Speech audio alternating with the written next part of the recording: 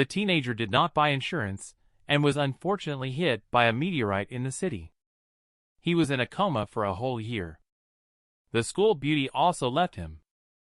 Only his only sister was left in misery. His sister works 10 jobs a day to pay for his medical expenses. The time has come to test extraordinary talent in Bright River. The levels of extraordinary talent range from low to high: white dust, blue spirit, violet soul, crimson lord, black radiance. Bright River was originally a top student in school.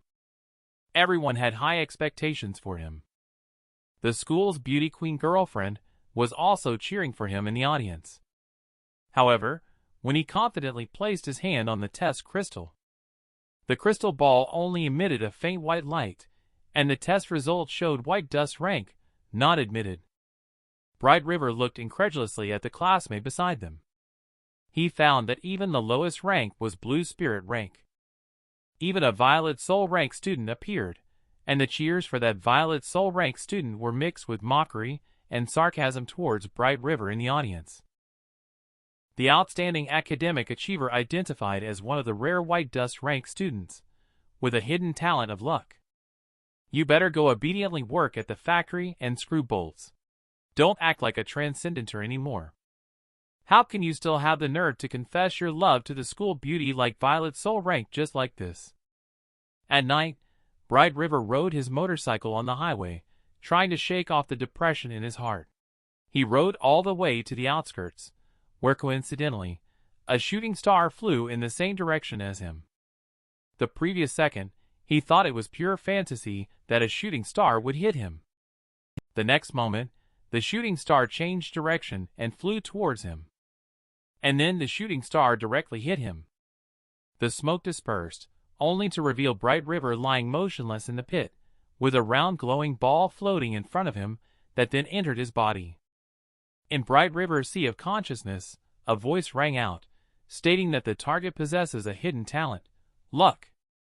Ingestion invalid, parasitism invalid. The enemy is rapidly approaching. It is advisable to identify them as hosts and tolerate a symbiotic relationship. Recognition successful, awarding the host the extraordinary talent Mystic Fist talent ranking, Crimson Lord rank. In reality, Bright River has been taken to the hospital.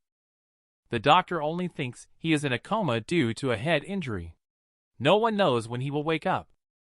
Many classmates came to visit him during this time. The school flower, Aurelia Lowe, also came to bid him farewell. However, more people just came to make an appearance. They actually came here to ridicule him. Even worse, they directly tore up the letter left by Aurelia Lowe for him. Unknowingly, Bright River has been lying on the sickbed for a year. The cockroaches in the sewer have mutated and grown even larger than humans. Bright River's hospital was also invaded by the cockroach monster. Everyone is in a panic trying to escape. Only the young nurse, who took care of Bright River, couldn't bear to leave and came back to find him. As she tried to help Bright River off the bed, she saw a cockroach monster reaching out from the window and placing its hand on her shoulder, causing the young nurse to be frightened and unable to move. The cockroach monster, seeing the situation, did not rush to feed. Instead, it played mischievously with the young nurse, wearing a playful expression on its face. At this moment, the nurse suddenly clenched the arm she was holding. The cockroach monster was inexplicably beaten to pieces. I saw Bright River sitting up with a fist clenched, revealing his 8-pack abs that remained after lying down for a year. The little mouse that everyone once wanted to catch, now finally making a comeback. Once at the top of the food chain, humans are now just seen as snacks, crunchy with every bite. Most importantly, it also possesses wisdom. It even knows how to lay ambushes for humans on the inevitable path. Now it is playing with a car full of snacks, watching the terrified people inside with a satisfied expression. Bright River couldn't help but marvel at the scene. Then he asked the nurse to hide herself and went to rescue the people. The nurse wanted to stop him upon hearing this. But Bright River's attitude was very clear. "You took care of me before. Now it's time for me to repay the favor." and he felt that he might not necessarily lose. Then he clenched his fist and quickly rushed towards the troll rat, who was having a blast. He took advantage of its lack of reaction and gave it a heavy punch. However, the troll rat just took a step back. Bright River saw a gargantuan creature in front of him, likened to a skyscraper. He thought to himself that if he were to get hit by it, he would immediately lose his combat ability. Before he could come up with a plan, the irritated troll rat charged towards him. Just avoiding the Bright River was overtaken by the agile troll rat again, but Bright River's agility was also remarkable, easily dodging its attacks. At the same time, he lured it towards the distance of the bus. He saw the troll rat biting into the car. Bright River seized the opportunity and gave it a punch, sending it flying more than 10 meters. It crashed heavily onto the ground. The smoke dispersed, and Troll Rat was lying motionless on the ground. Bright River approached it, ready to deliver the final blow. He suddenly stopped in his tracks. He remembered that a common trick of mice is to play dead. At this moment, Troll Rat suddenly opened its eyes wide. It saw that Bright River did not fall for its trick, and could only tear apart the car next to it in anger. Then it chased Bright River frantically, but Bright River, with no way out, caught sight of the gasoline tank under Troll Rat's feet and came up with a plan. While dodging, he casually opened the gas tank of the car. Before long, Troll Rat also realized that something was amiss. But it was too late.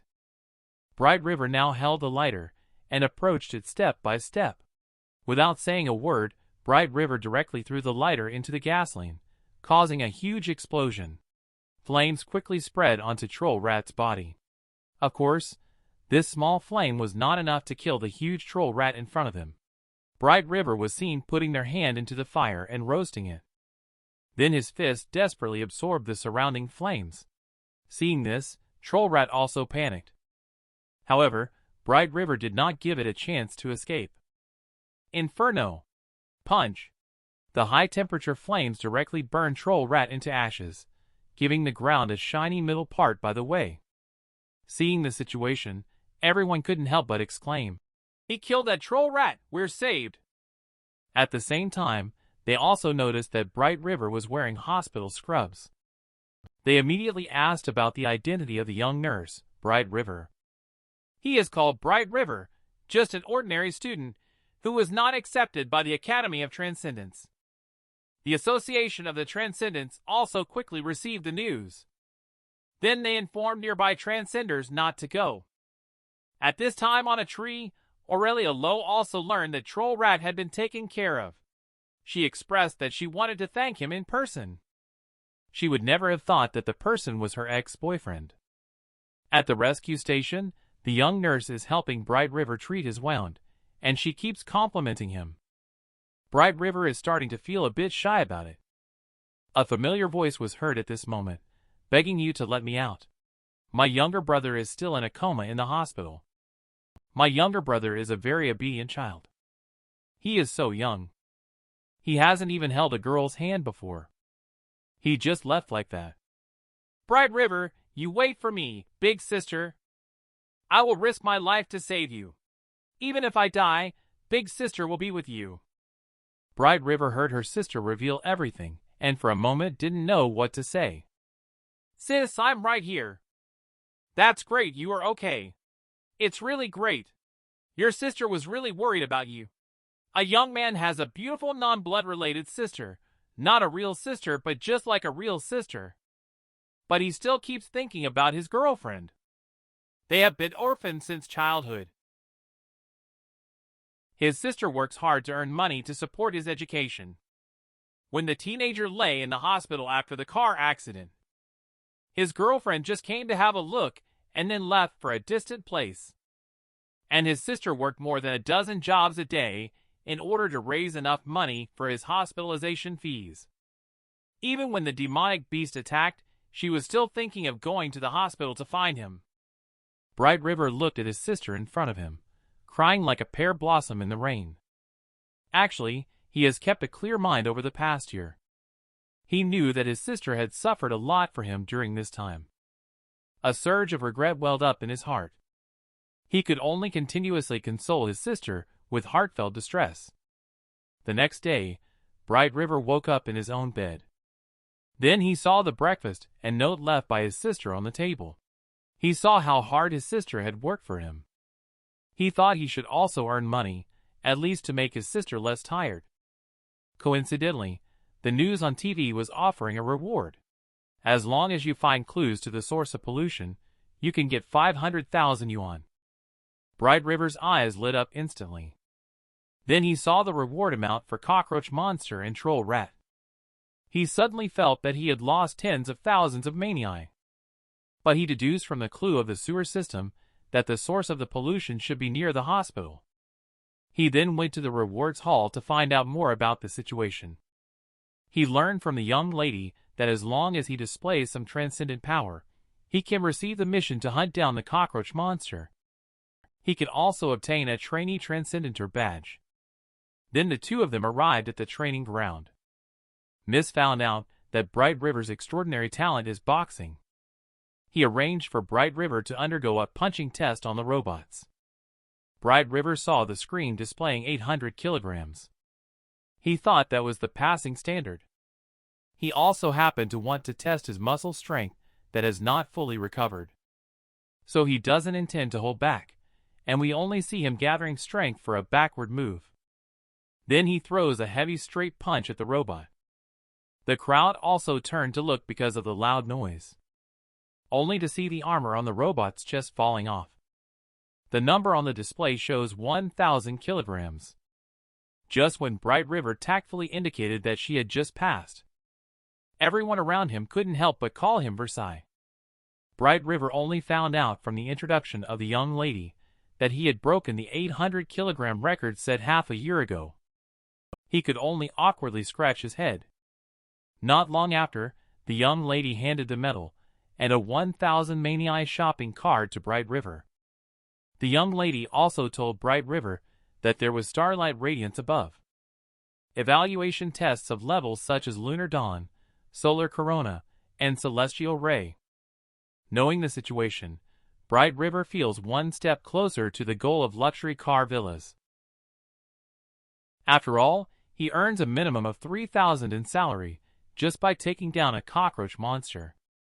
What's more, he can get 500,000 manii just by providing information on the pollution source. Bright River is no exception. However, it is officially prohibited to hunt in disaster areas alone. Originally, others wanted to invite him into the team when they saw him alone. However, as soon as they saw the trainee Starlight Radiance level badge on his chest, they immediately changed their expression. At this time, someone in the audience noticed Bright River. Those were some of his former classmates from Lin Yuyu's class. Blue Hair in particular kept mocking Bright River. Lin Yuyu also ignored him and directly called Bright River over. After chatting for a while, they also understood Bright River's intentions. Lin Yuyu also took the opportunity to invite Bright River to join the team. Others didn't have much opinion either, but only regarded Bright River as a mascot. Lin Yuyu has been chatting with Bright River about the Academy of Transcendence along the way. This also reminded Bright River of Aurelia Lo. But Lan Mao on the side reminded him not to be too concerned about her, indicating that Aurelia Lo is already a big celebrity in the school now. Her strength also far exceeds that of her peers. Several people were chatting. They were completely unaware that a pair of eyes were staring at them from the sewer opening. Bright River also ignored the other nonsense Blue Hair was talking about. He was just silently thinking about the source of pollution. He also learned about it through the report. In addition to the cockroach monster and troll rat he had already encountered, there was also a mutant maggot. And these creatures all live in the sewer, so it's not hard to guess that the source of pollution should be some kind of liquid. Just as Bright River contemplated the characteristics of the mutant maggot, a huge shadow loomed over from behind. Bright River and Lin Yuyu, who were walking behind the group, hurriedly turned around. They saw countless maggots converging to form a huge mass, sweeping toward them. Bright River was also stunned by the huge fist in front of him. Before they could come up with a plan, a larger maggot suddenly leaped out beside him. The two of them then realized they needed to run. The maggots chased after the two of them like a flood. Bright River then realized that she had overlooked the social habits of the maggots.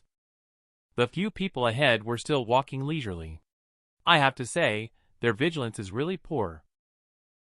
"What is there to be afraid of?" said Bai Mao. "They are just a bunch of bugs." But the next second, he froze. He ran even faster than Bright River.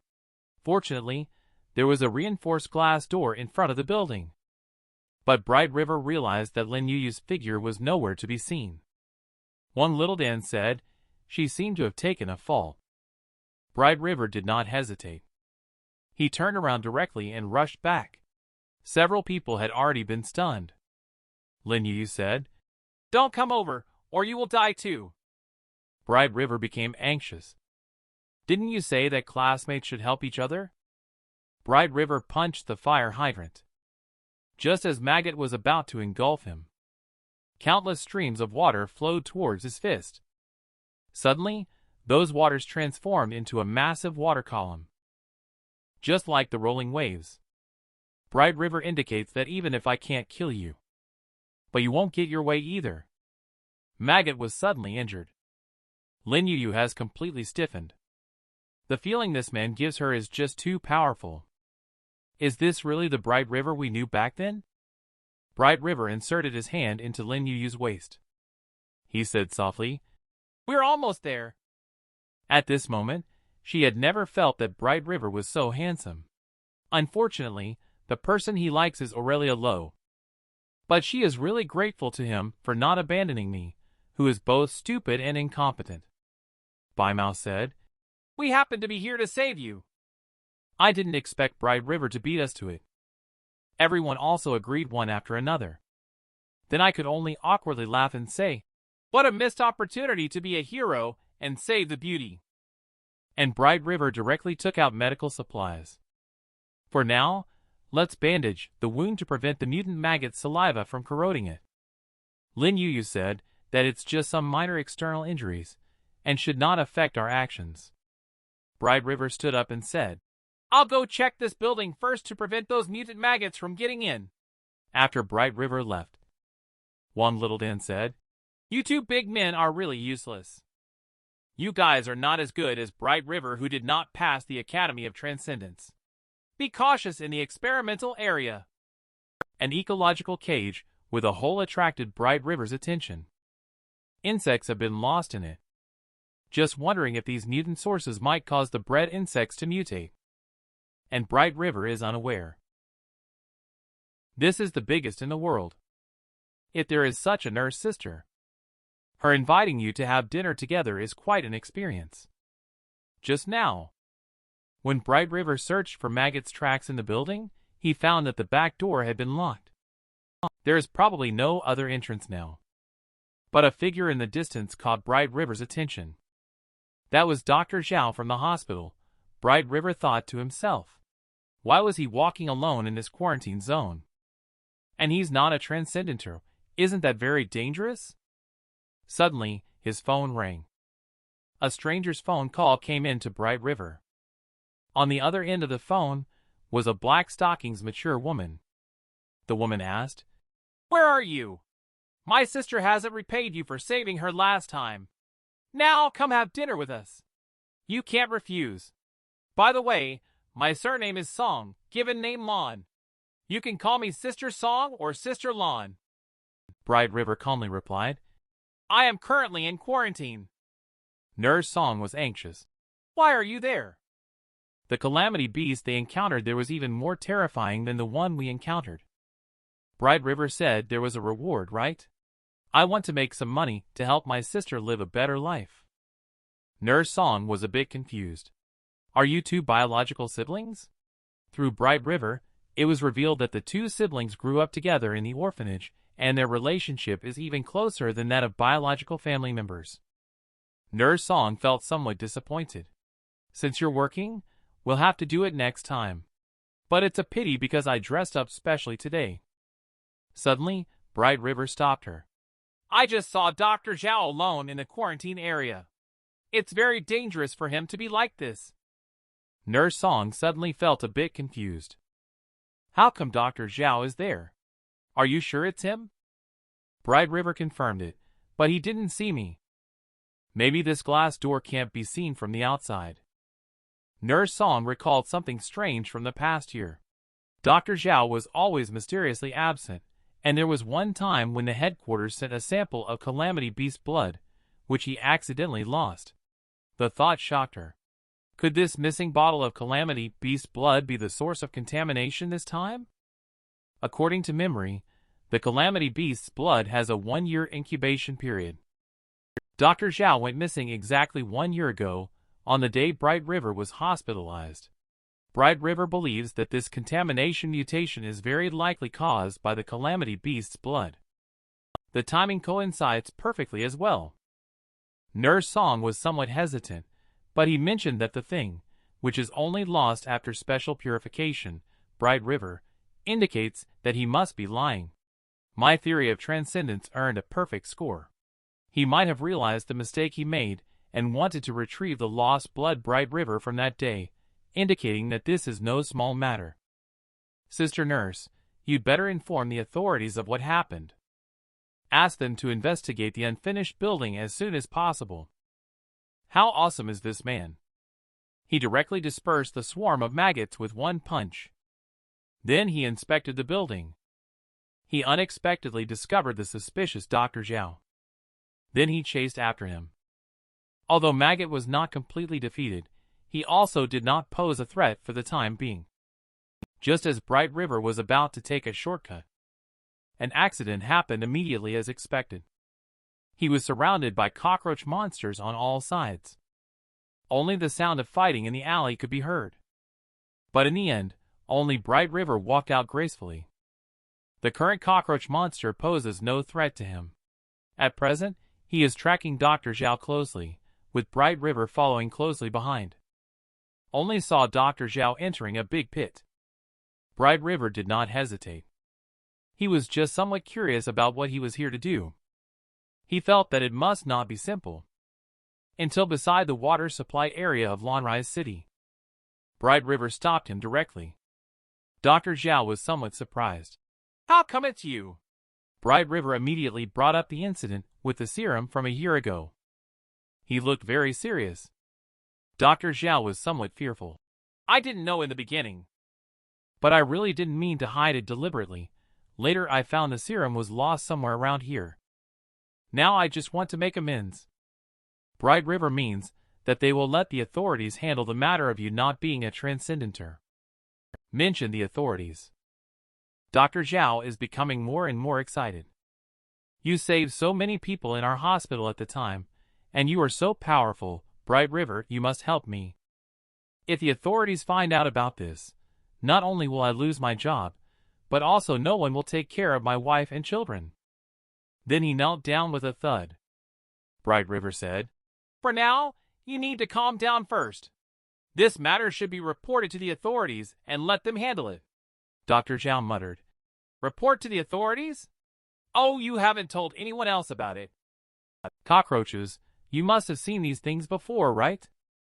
Humans always want to exterminate them. Bright River says yes, but I can't understand what you mean at all. Dr. Zhao explained.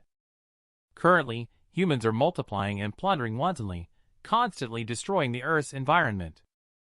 People even throw garbage into space. These actions are like cockroaches, maggots, and rats. What are the differences? Bright River nodded, and what you said is correct. We should indeed protect the environment. But what you said, isn't it a bit beyond the scope? Dr. Zhao's face darkened. Your guess is right. If someone is sick, I will treat them. Similarly, the universe is sick. I will also treat it. Humans are inferior to even the cockroaches and mice in the sewers.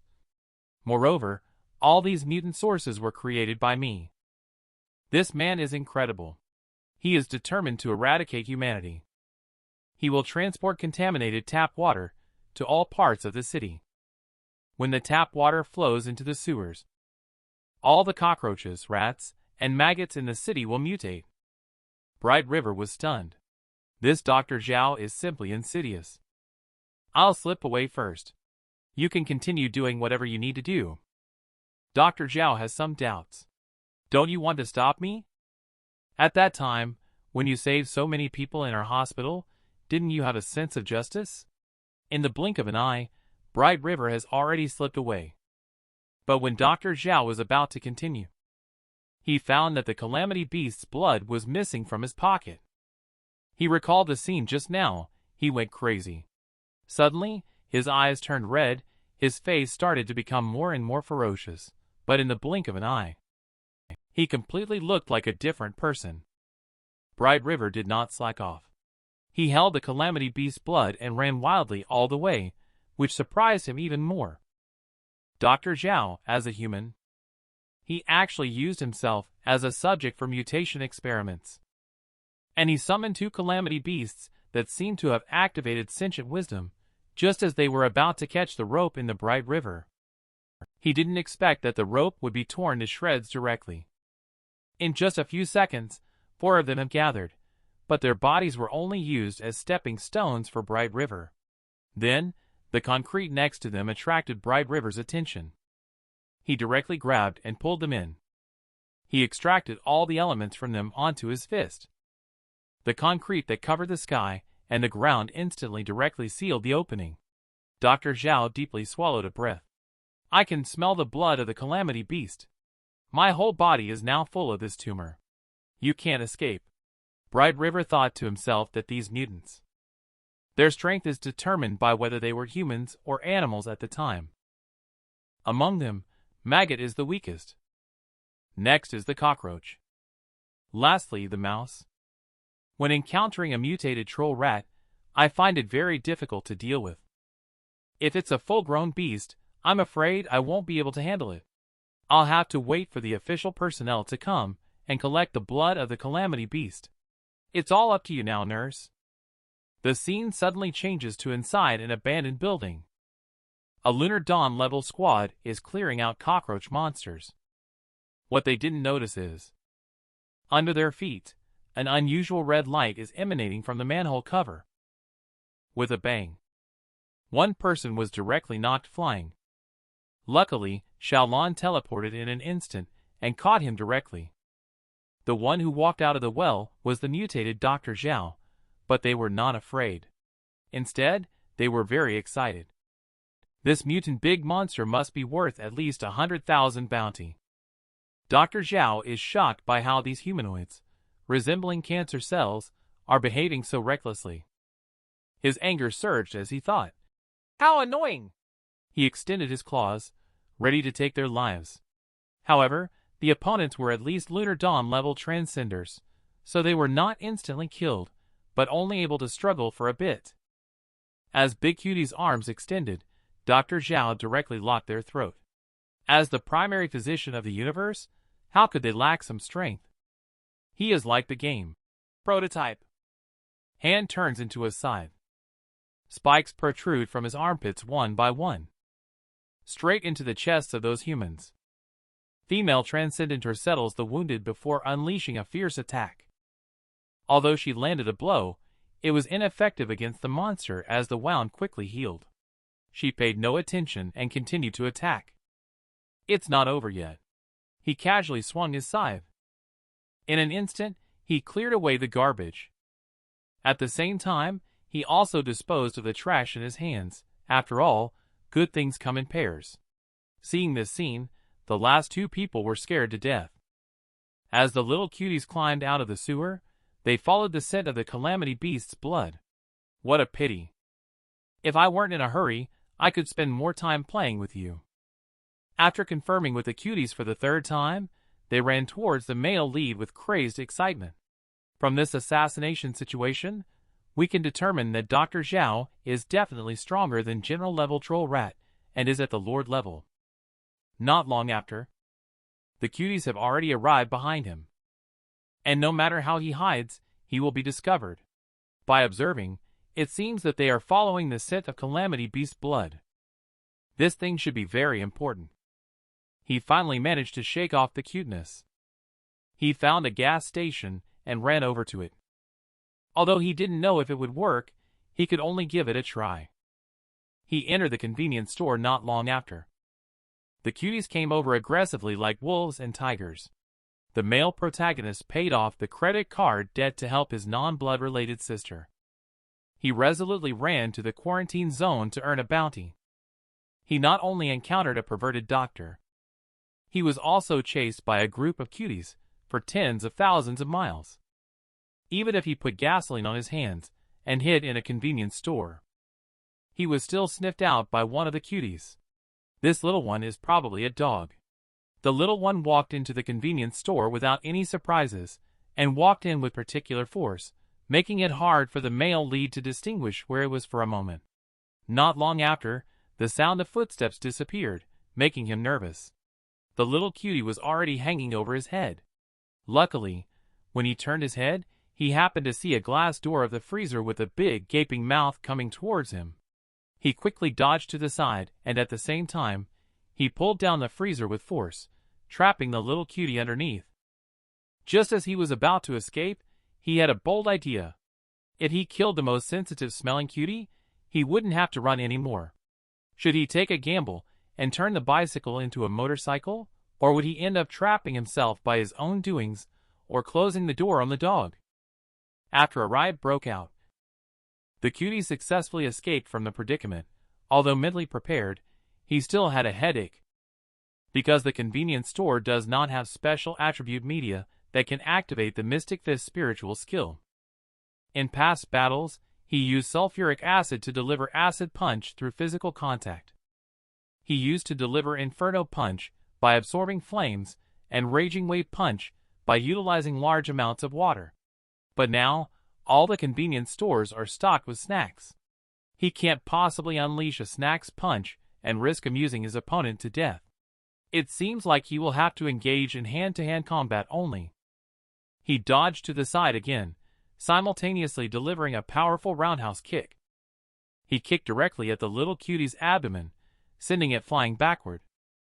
It heavily hit the wall, and the suddenly rising dust obstructed his line of sight. The little cutie seized the opportunity and counterattacked with a meat, egg, and scallion chicken dish. Oh no! One careless move, and it's game over. This is really a case of a powerful demon locking down the male lead. However, the male lead accidentally triggered his luck transcendence power, causing him to unintentionally hit a bottle with his hand. The bottle then accidentally collided with a shelf, causing the toolbox on the shelf to fall down. The toolbox narrowly missed hitting anything but landed directly on the head of the little cutie.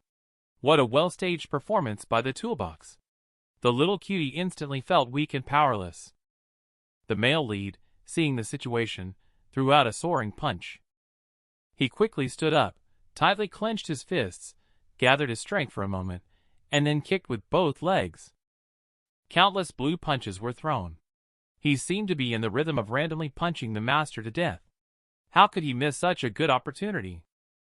He directly punched through, and his determined strike had a decent effect.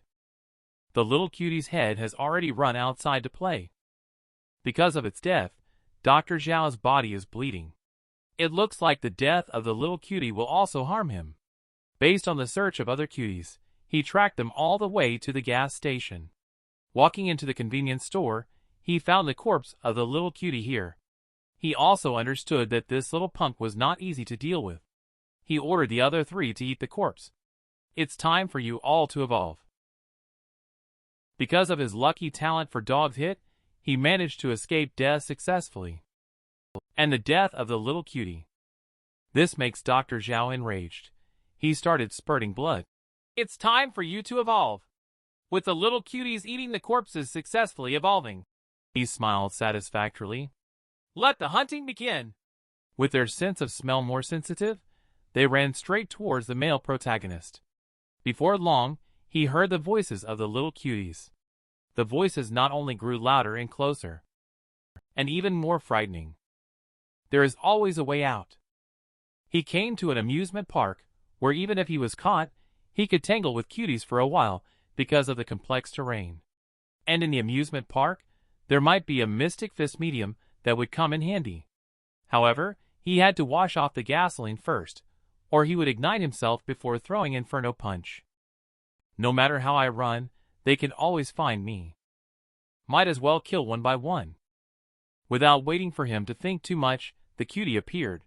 What the heck, the cutie grew up too fast. It jumped hard. It raised the axe in its hand and charged up. This heavy and sharp axe created a deep crack on the ground. It seems to have evolved due to mutation. It is diving again. The two axes transformed in its hands and quickly chopped towards him. He leaned back just in time to dodge.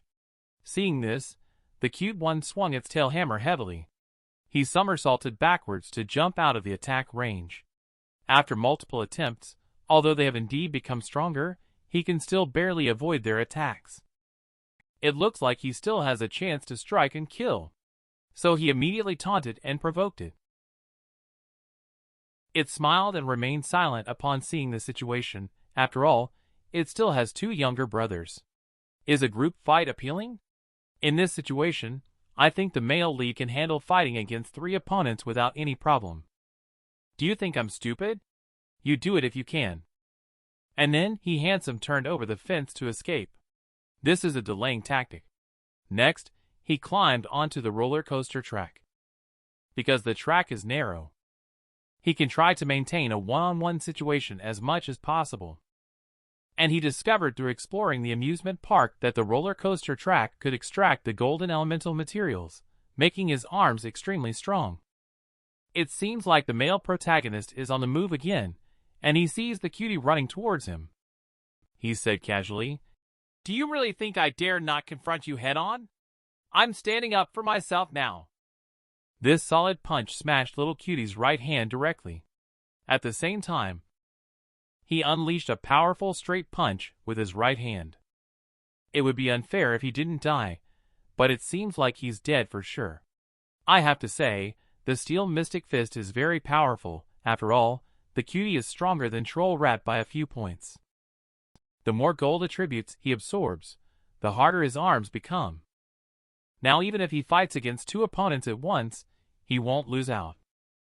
The cutie changed the battle strategy upon seeing this. It looks like the little cutie below is planning to flank from behind. Good idea, but it remains to be seen how it will play out. The other one launched the attack first. The double axes are swiftly descending, but luckily the steel fists are strong enough. When he threw an uppercut to disrupt the attack from the cutie pie, he also exerted force with his left hand, but the cutie pie was still evolving. Its abdomen immediately condensed bone armor to protect its body, and the hardness of this bone armor was already comparable to that of steel fists, so he could only send the cutie pie flying. It's indeed not that simple. Because the evolution of the cutie pie left the male lead with no retreat, he had to rely on the complex terrain of the amusement park. He could only kill them one by one. But the remaining 2, because of further evolution, his steel fists were no longer effective. He could only barely knock them away. And the cute little one below has already reached under his crotch. It bit him without saying a word. He immediately stepped on the cute one's neck when he saw the situation, but then he quickly let go because the bone armor turned into bone spurs. The cutie escaped successfully and came to his back. Sure enough, he had to face 2 opponents at once. He could barely cope with the battle at the very beginning. He could even touch the cutie, but there was no harm at all. Instead, he himself was injured by the slash. Despite the unfavorable situation, he still fought to the death. And his expression seemed to be waiting for something to appear. If it doesn't come soon, I'll have to hold my breath. Finally, that thing has arrived. He then increased his attack power, causing the cute little one to be momentarily puzzled, but because of the existence of bone armor, they just shattered a few pieces of bones and quickly recovered as good as new. To put it bluntly, after all this back and forth, it's basically no big deal. Just when it was feeling pleased with itself, the roller coaster came roaring in at full throttle. The cute little one behind immediately screamed upon seeing this, but it was already too late. The roller coaster had already passed behind them. The male protagonist, upon seeing this, quickly jumped into the gap between the tracks. But this cute little one had a tragic ending, their body completely crushed by the impact. The splatter of blood drifted along with the roller coaster. When he first arrived at the amusement park, he found that the roller coaster facilities could still be powered normally, so he planned the roller coaster as part of his death plan. Although it was very dangerous, according to the current situation, without this plan, he was bound to die. Now, there is only one left. The two of them started the game of, "You chase me, I hide." Finally, this last monster, in order to avenge its other brothers, directly attacked with both axes. Our protagonist, using only one hand, was definitely bound to die. So he let go with both hands and dodged. It turns out that the cutie planned to go down together. It seems that Dr. Zhao had planned it all along. But if there's a cushion, then the outcome would be completely different. There's one ready-made. Look at how scared the child is. He hasn't even been born for long before having to take boxed meals. Because of the hardness of the cutie itself, combined with the hardness of the steel feet, it survived successfully. The battle finally came to an end. He began cleaning up the bloodstains when he arrived at the public restroom. He called Sister Hutu back. She finally felt a little relieved, and he learned from her. The official personnel have arrived at the unfinished building and have taken control of the vicinity. According to feedback from personnel, there are still some dangerous mutant organisms inside, which are currently being cleared out. It seems that the official personnel are still unaware of Dr. Zhao's situation. So he told her about Dr. Zhao poisoning her, and the serum he took away is both the source of contamination and the solution. Because there are resistant substances in the serum, as long as the experts extract them, the mutations in the southern city can be completely resolved. Can he successfully send the serum out? Let's keep watching. Crazy Dr. Zhao, nurse Song who gives freebies, one is heaven. One is hell. Of course, the male lead chooses to take down Dr. Zhao. When Sister Duhu found out that it was Dr. Zhao who caused the mutation in the southern city, she was shocked when she found out. I will now immediately inform the official personnel to pick you up at the amusement park. He glanced at the map, but he instructed Sister Duhu to notify the official personnel to go to the South City Tower instead. After all, staying in one place for too long is easy to be caught by Dr. Zhao. Moreover, Dr. Zhao's mutation is very strong, so he asked the officials to send a powerful expert. His instructions are complete. He hung up the phone and ran madly towards the direction of the South City Tower. However, a person appeared on the road, and he turned out to be Dr. Zhao. Don't tell anyone, but with his small glasses removed, he actually looks quite ordinary. With a warm greeting from Dr. Zhao, he suddenly noticed a person in the distance. And this handsome guy turned out to be Dr. Zhao. Before you run away, are you sure you don't want to take a look at the person above? Upon hearing this, he slowly lifted his head and was astonished to find that the people sitting on the bungee jumping machine were his teammates, except for the little girl. They were caught here because they ran into Dr. Zhao on the way and found out that they knew the male lead. However, only the little girl among the four cared about him and told him to run quickly. He was also aware of the danger level of Dr. Zhao. If it were a normal situation, he would have run away long ago. However, apart from three useless guys as hostages, the little girl was also inside. Seeing that he did not escape, Dr. Zhao became interested and teasingly remarked, "It seems like there is someone you care about very much. Let me guess. It must be the girl who made you run away. Sorry for catching your girlfriend."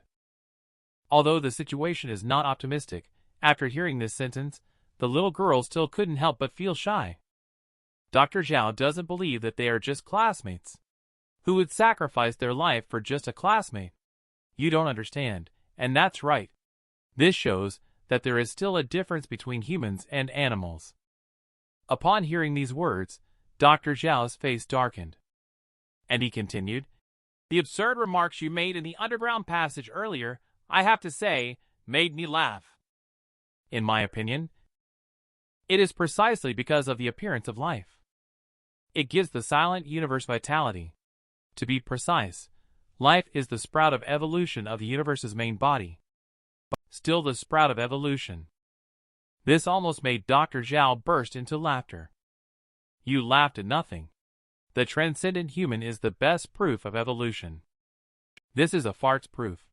Transcendenter is just a more tenacious virus. However, I have to admit, a virus like you is indeed difficult to kill. The situation is obvious. In this debate, no one can convince anyone. In that case, whoever is stronger is right. I represent humanity, transcendental, and you represent the good cancer cells. You are the cancer cells. Your whole family are.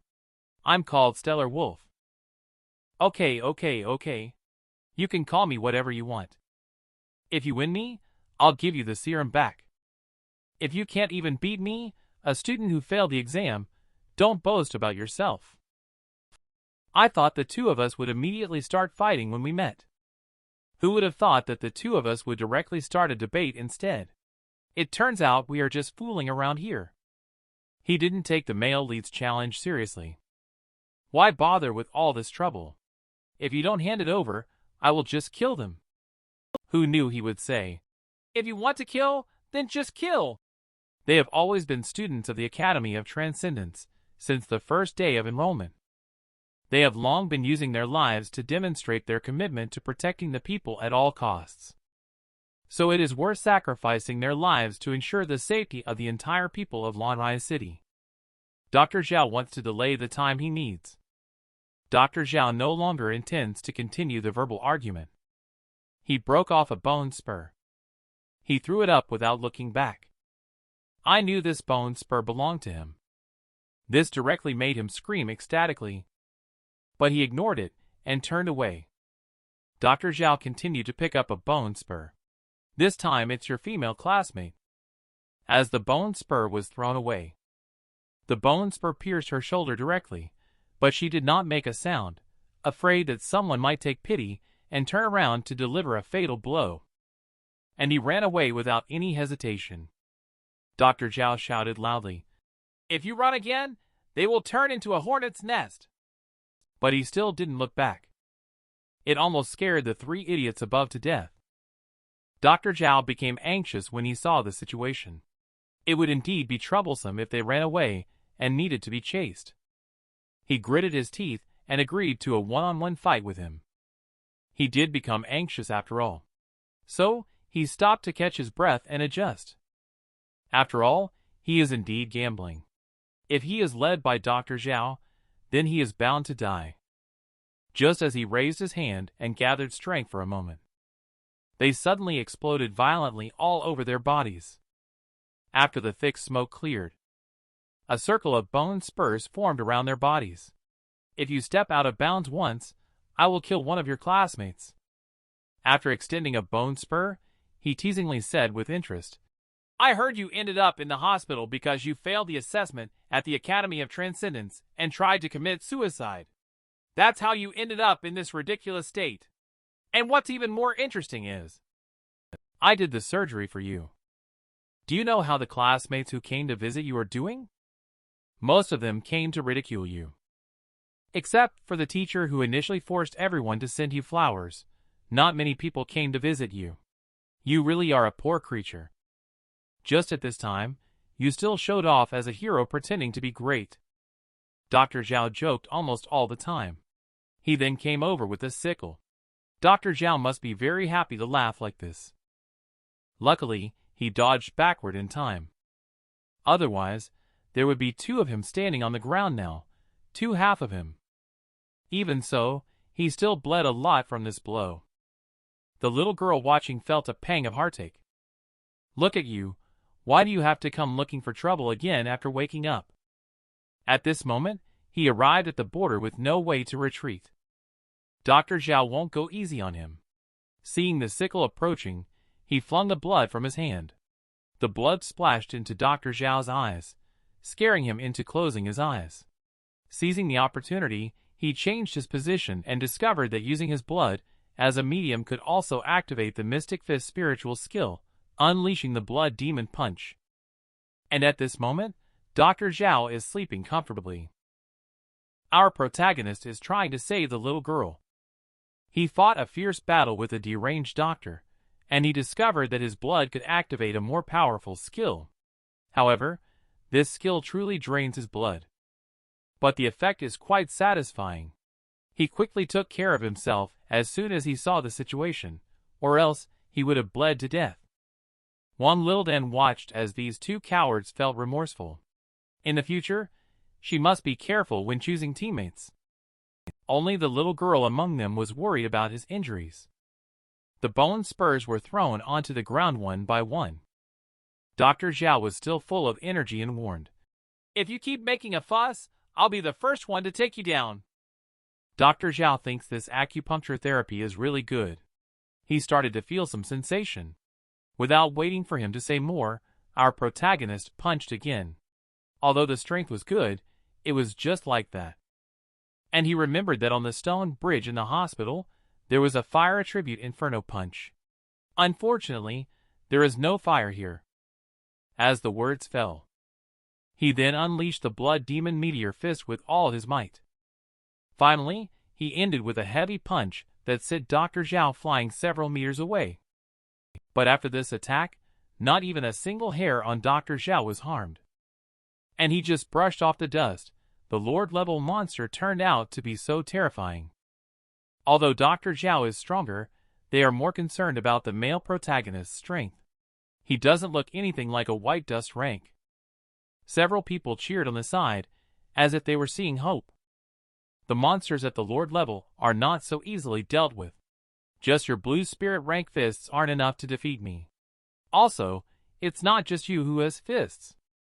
I have them too. With a light punch from Dr. Zhao. He flew out with a punch from Dr. Zhao when he saw his unstable lower body being overwhelmed by a series of heavy punches. This is totally a pro player dominating a newbie. The battlefield's energy waves made his whole body surrounded by billowing smoke. In the midst of the smoke and gunfire, Dr. Zhao swiftly tore through the fog. He delivered a powerful punch smoothly and efficiently. The force was so great that it soared into the sky, but this was not the end yet. I will cherish you well, only to see 8 bone spurs protruding from his abdomen. He raised his chest, and all the bone spurs shot out. It was this sharp attack that left Dr. Zhao dumbfounded, because not a single one of the bone spurs hit him. After some thought, he remembered that the male protagonist also had the luck transcendence power. I have to say, you really have enough luck, but are your classmates also so lucky? He shouted. Didn't we agree on this? But he smiled and said, This is not my problem, but you crossed the line yourself. Then he threw the bone spurs. The 3 idiots panicked instantly, while the bone spur pierced through the little girl's chest. Why did you have to poke the little girl? Soon the little girl lost consciousness. Seeing this, he opened his eyes wide in anger.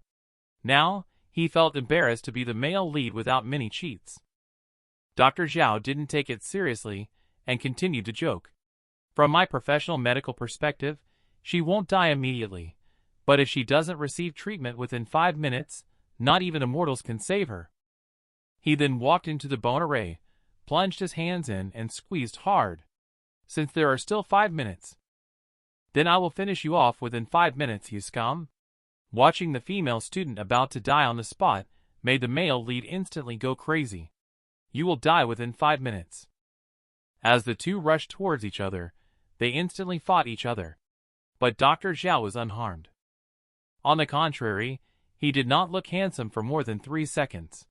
Dr. Zhao immediately sneered and said, Even if I don't fight back, you will also die from excessive blood loss. After all, you are just a blue spirit rank scum. And as a doctor dedicated to saving lives, he detests those who attempt suicide and choose to live a cowardly existence. What can you possibly achieve if you can't even successfully commit suicide and continue to live? You are not only weak, you are also a cowardly little waste. You are also wasting our doctor's precious time. I heard from Dr. Zhao that when the medical fees were overdue, the sister knelt down and begged Dr. Zhao not to evict him from the ward for her sake. and the sister for her younger brother's medical expenses. She is often bullied by people in power and authority. And Dr. Zhao is now going to teach this jerk a lesson. He bent down. Then he gathered his strength and jumped. He clenched his fists, channeling energy into them. Beneath Dr. Zhao's bewitching figure, there lurked a very terrifying aura. The tremendous energy made his face contort grotesquely. Immediately after, the bone rain began to dance in the sky. Under this dense rain of bone spurs, Luck and Max are of no use. But he discovered that this little bastard was unexpectedly not in the circle. At this moment, he was outside the boundary. It looks like you are going to abandon your classmates. He did not respond. He said to himself that I am not suicidal. On the contrary, I cherish my life more than anyone else. One more thing, the person who is not cared about is you, Dr. Zhao. And not me. My sister is begging you without dignity because she cares about me, her only family. Even when the mutation arrives, Nurse Song never gave up on me, this vegetable person. I didn't abandon little Loli because she took the lead in raising donations for me in front of the whole class. Do you really think my extraordinary talent is just the blue spirit in the end? In the series of clashes just now, each of his punches left a mark. Now, Dr. Zhao has a total of 49 punches on his body, and this is the ultimate secret technique of his Mystic Fist spiritual skill, Stellar Scar Punch Veil, with attraction of energy. All spiritual punches are rushing in. Dr. Zhao was surprised to see that Ultimate Soul Arcana. He actually possesses Violet Soul rank talent. Under this dense and numerous fists, Dr. Zhao has nowhere to hide at all. And the power of this blow scared the three lame brains so much that their expressions twisted. At this moment, Dr. Zhao is lying in the big pit, covered in blue flames. It looks like he's already dead. Also, I'm not the Violet Soul talent. I am the Crimson Lord rank boss. Tyson can KO his opponent in just one punch. The male lead in this movie defeated Dr. Zhao with 49 punches. He quickly rushed to the control room after the battle ended. After he safely lowered the bungee jumping equipment, everyone's anxious hearts finally calmed down. The crowd insincerely said, "The Academy must be blind. It must be the case. This testing system must have a bug." He didn't react to the insincere praise. He now cares more about the safety of Xiaolulai. All he can do is to comfort Xiaolulai. He tries his best to ensure that she does not faint. Fortunately, the official personnel arrived in time. The crowd then began to shout loudly. And among the official personnel, there are medical staff. It seems that the little girl is saved. As the medical staff started the treatment, the little girl quickly got out of danger. Commander Loris also noticed that his injuries were not light. She quickly called other medical staff over. Through her words, they learned that they came here because they detected a Lord-level monster. And she was curious that shortly after arriving here, that Lord-level monster disappeared. Just at this moment, Solar Corona-level Transcendentor Lin Lightfeathers is back and says the crisis has been resolved. But female Transcendentor is no longer calm after hearing this. You are too casual about this. That Lord-level mutant creature may be watching us right now. I could never be a casual person. The Lord-level mutant creature is already dead. He is in that pit not far away, and through investigation, it turns out to be a living mutated specimen. It seems that someone is using a source of pollution to modify their own body. But she became even more unsettled after listening. Who actually killed him? Are there other transcendents nearby? As three people accused one after another, this result is not what she wanted. She questioned, "You are so young. Are you sure you have the ability?" In response to her questioning, the male lead admitted directly. And he took out the serum from his body. After she took the serum, she was stunned and blankly stared. She found out that this was indeed a mutant serum. She was very surprised. "How did you do it?"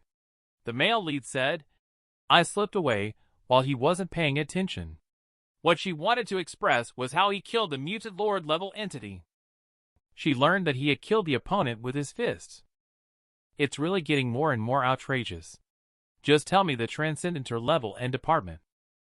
You never know until you ask, and asking reveals surprising information. He turns out to be an intern. You should take a good rest first, transcendenter. She has started talking nonsense. After 3 classmates testified, they began to believe. And he didn't even get into the Academy of Transcendence. She remembered when she heard this. That student who was very arrogant on the walkie-talkie and wouldn't follow instructions. That's you, right? Among the medical staff, there is a doctor who is on the bus. Right now, he recognizes the male lead as the hero who saved them. Lynn Lightfeathers patted the male lead on the shoulder and said, "This time, you are the great hero who will save us from the crisis in Lonrise City. You make us Solar Corona Transcendenter feel like supporting actors. Don't doubt it. You're just here to make up the numbers." This person was a vegetable just a few days ago. He woke up being a top player at max level. He even directly killed the Lord-level monster. Even though he is still young, it's somewhat unthinkable. But in the face of facts, the beautiful commander couldn't help it. She quickly invited him to join the Transcendent Order as a female student, all of whom are sisters of the same extraordinary caliber. Lynn Lightfeathers almost vomited, saying, "You are not young anymore. Don't you have any sense in your heart?" After she said this, she couldn't remain calm. Lynn Lightfeathers hurriedly continued, saying, "Those female students, compared to the officers, are simply far inferior." Her mood lifted immediately, and she invited him once again to immerse himself in her embrace. How could our male lead possibly miss out on such a good thing? He passed out directly because the stimulus was too strong. Everyone present didn't know which act he was performing. She hurried forward to lift him up. After diagnosis, it should be due to excessive physical exertion. Drinking a glass of milk should solve the problem. Soon after, he was taken to the hospital. Not long after, the news had already begun to report on this incident, and because of the male lead serum, Lonrise City successfully eliminated all mutant creatures. In order to commemorate this hero, the host repeatedly mentioned his solo search for the source of pollution, while the hero was receiving the best treatment at the hospital. The scene then shifts to a certain urology hospital. He is lying peacefully. Could it be that he will have to lie down for another year like this? And next to him was Nurse Song. At this moment, he slowly opened his eyes. Nurse Song beside was ecstatic. Her little lover had finally woken up. He learned from Nurse Song that he had actually been unconscious for 2 days and 2 nights. But it has to be said that Nurse Song's oppressive feeling is really strong. He then asked about the situation of Lin Yu. The little girl is still in the intensive care unit. Fortunately, there is no danger to her life. This made him feel much relieved. And Nurse Song couldn't bear it anymore. "What's so good about you, you little girl? Am I not attractive enough, sister?" Then, the door was opened and 2 people walked in. The one in charge seems to be General Lee from the official organization. Things are not simple. General Lee greeted and asked about his health condition. He recovered quickly thanks to drinking a glass of fresh milk before passing out. His recovery speed is on par with Soraka, the Star Child. The officer is adjusting his posture at the moment. "Thank you for stopping Dr. Zhao in time, otherwise the whole city would have been in trouble." After saying that, he bowed again to express his gratitude. Then our protagonist casually said, "It's all part of my job." He glanced at the officer and noticed some fidgeting. Loris acted as if receiving some instructions and began to make an appointment with Nurse Song. "You look so hardworking. What would you like to eat? I'll treat you." After the 2 of them went out, the officer set up the chair and then sat down. And what exactly does he need to talk about in private? I didn't expect Dr. Zhao's crazy talk to be true, as Commander Cat Girl and Nurse Song left. General Lee then sat down. The male lead slowly spoke. "Is General Lee looking for me for something important?" General Lee indeed had something very important. after General Lee's investigation. A year ago, he lay for a year due to a concussion. In his battle with Dr. Zhao, it is commonly assumed that he is definitely not a match. In fact, this is a misconception.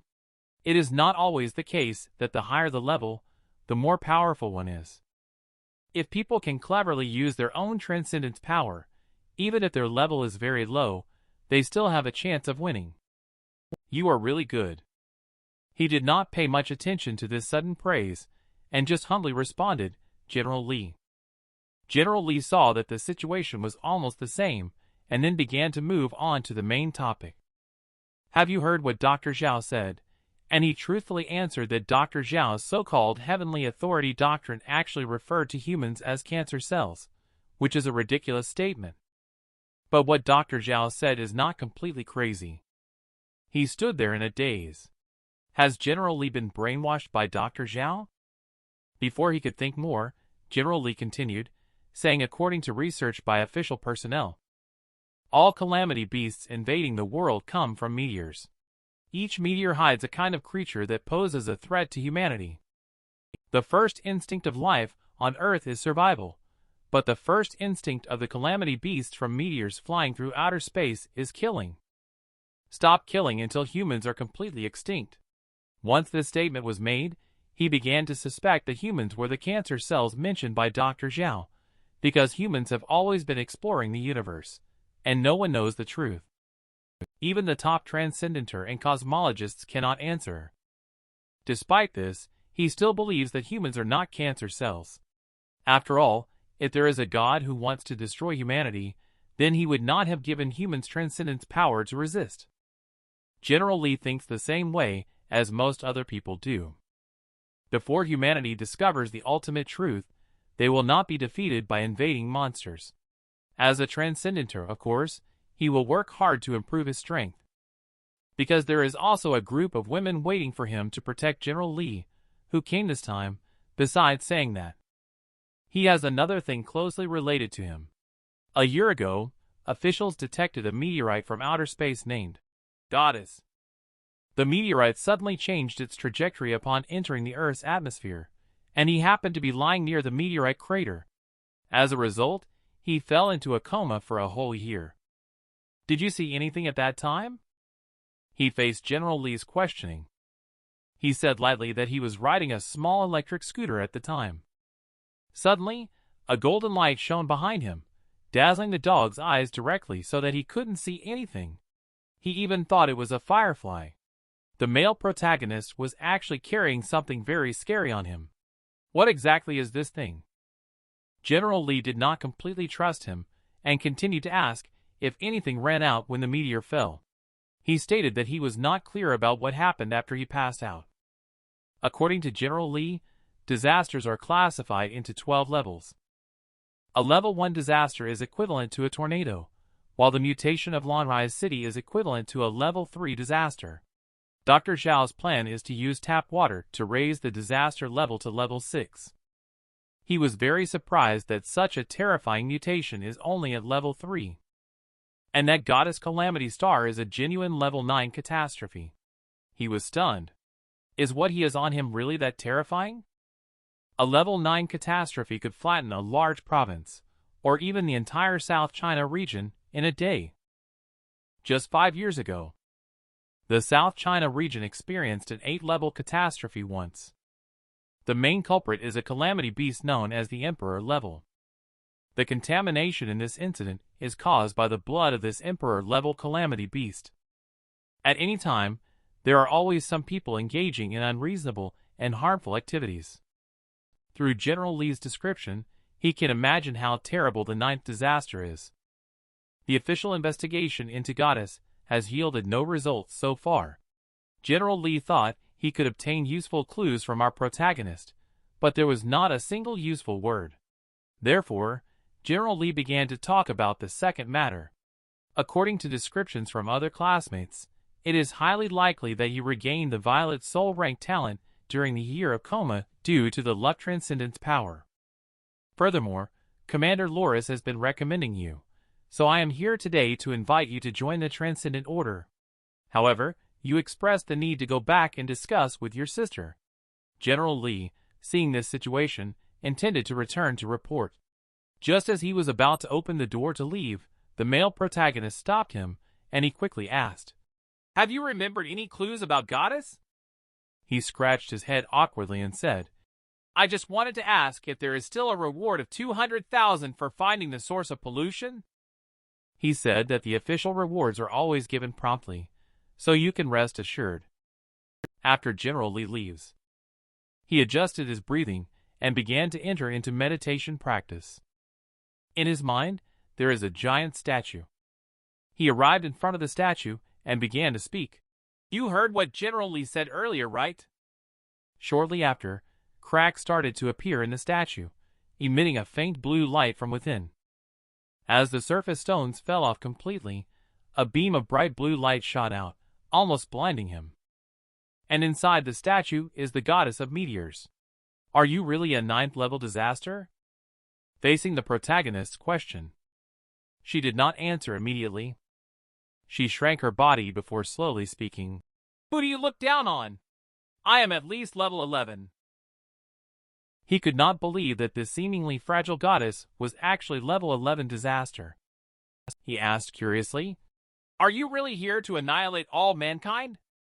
And the answer is yes, because human greed has made the universe uncomfortable. Finding out this answer, he started to act up. "Then you stay here forever." Seeing this situation, she played the emotional card. "I have given you powerful, extraordinary talents, and I allow you to practice in this space. Is this how you treat me?" The male lead is not stupid. Regardless of who dies, the other will also die. And she chose this body only because there was an accident during her descent. But that's strange. Is it your instinct to kill? Why would you choose to coexist with someone weak like me for survival? And compared to the low-level calamity beast, she is a true life form. Of course, she would choose survival. And a suitable host may not even be found among billions of people. Moreover, symbiosis requires a long adaptation process, which is why he fell into a coma for a year. The goddess helplessly waved her hand and said no more. In this situation, they can only coexist peacefully. He raised his head thoughtfully. "I cannot deny that humans have an ugly side, but overall they are good. I'll take you for a walk when I have time," she said half-irritatedly. "If you have time to flirt with me, you might as well spend more time practicing.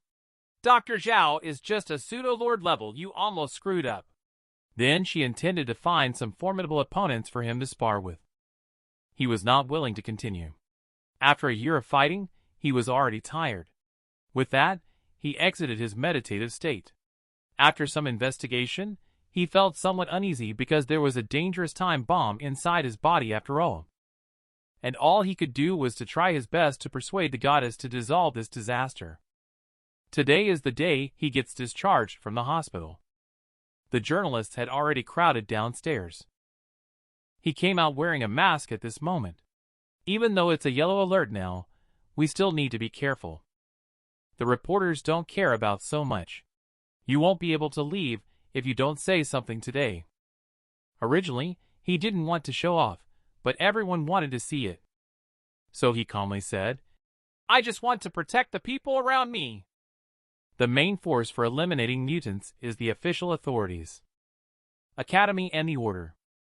So this victory belongs to everyone who enters the isolation zone. For this interview, the three idiots made sense, while the surviving fatty, in tears, held 2 gravestones. You can close your eyes now. We are all heroes. He quickly fled from the circle of reporters, as being exposed to the public I was very dangerous for him. If he is exposed one day, goddess, he might have been taken for dissection. The most urgent matter for him now. Then it is to spend money extravagantly with his sister. Sure enough, older sister is the best. He looked at the numbers in the account, feeling so pleased in his heart. The first thing he did after receiving the 200,000 yuan reward, that was to splurge some money with his sister. So he went to the place where his sister did a sideline job. Fortunately, he instructed Nurse Song not to inform his sister, or else news of him being hospitalized again would surely worry her to death. He lied and said that he had received a big reward from the authorities for being brave. Now he was going to take her out to eat delicious food. But his sister was not happy about it. She wanted to save the money and said there were unsold ice creams to take care of, so she would not go anywhere. He was persistent and insisted on helping his sister sell the ice creams before they could eat. His sister thought he was wasting time and said he was useless. You should learn from the little hero who saved the quarantine zone. Go back and review your lessons well, and then get into the Academy of Transcendence. Then I can rest in peace. He doesn't plan to tell his sister about being a hero. After much persuasion, his sister finally agreed to let him stay. At first glance, they really do look like a married couple. And not far from the stall, a person appeared. It was Catgirl, his sister. What a fool!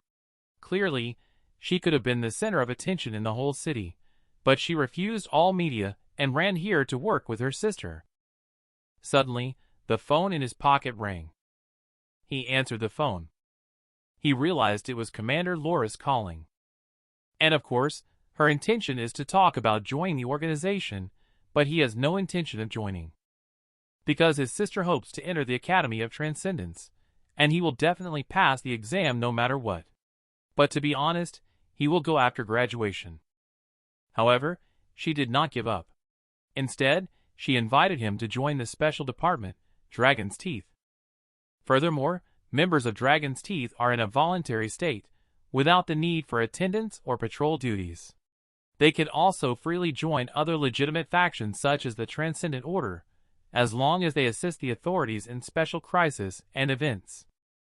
Members not only have military officer privileges, but also receive an annual employment fee. They also enjoy the highest level of 6 social insurance benefits and 1 housing fund. As long as they assist the authorities twice a year, the employment fee will be disbursed accordingly. He sees it as a job with good pay and few responsibilities. He readily agreed. It looks like their lives will get better in the future. After he hung up the phone, Commander Laura's disappeared. The sister happened to sell out all the ice cream. When she asked who he was talking to, she found out that her brother was hired by the authorities, and that the salary was very high. She was very happy to hear this. She grabbed him and said she wanted to have a seafood feast. From the overflowing expression on her face, you can tell how happy she is at the moment. These are things she wouldn't usually be willing to spend money on. After the two of them finished the big meal, they even went to the mall to shop for clothes. Not only that, they also moved into a new house, even though it's rented. But he believes that in the near future, they will definitely have their own house. Today's sister is different. Eating a big meal and shopping at the mall. Moving to a new house, she watches as life moves towards a bright future. The sister then spoke with emotion and said, "If you ever meet the hero after becoming a transcendenter, make sure to thank him on my sister's behalf. I heard that the young hero fought desperately against a mutant monster much stronger than him to protect this city. He could have escaped, but he insisted on staying until the end, ending up with injuries all over his body. The children here can eat ice cream. We can move into the new house. It's all because of these transcendenter, so if you have the chance to meet him, be sure to thank him on behalf of your sister." After tidying up the room with his sister, he prepared to bathe. Looking at the wounds on his body, he felt happy because they were all worth it.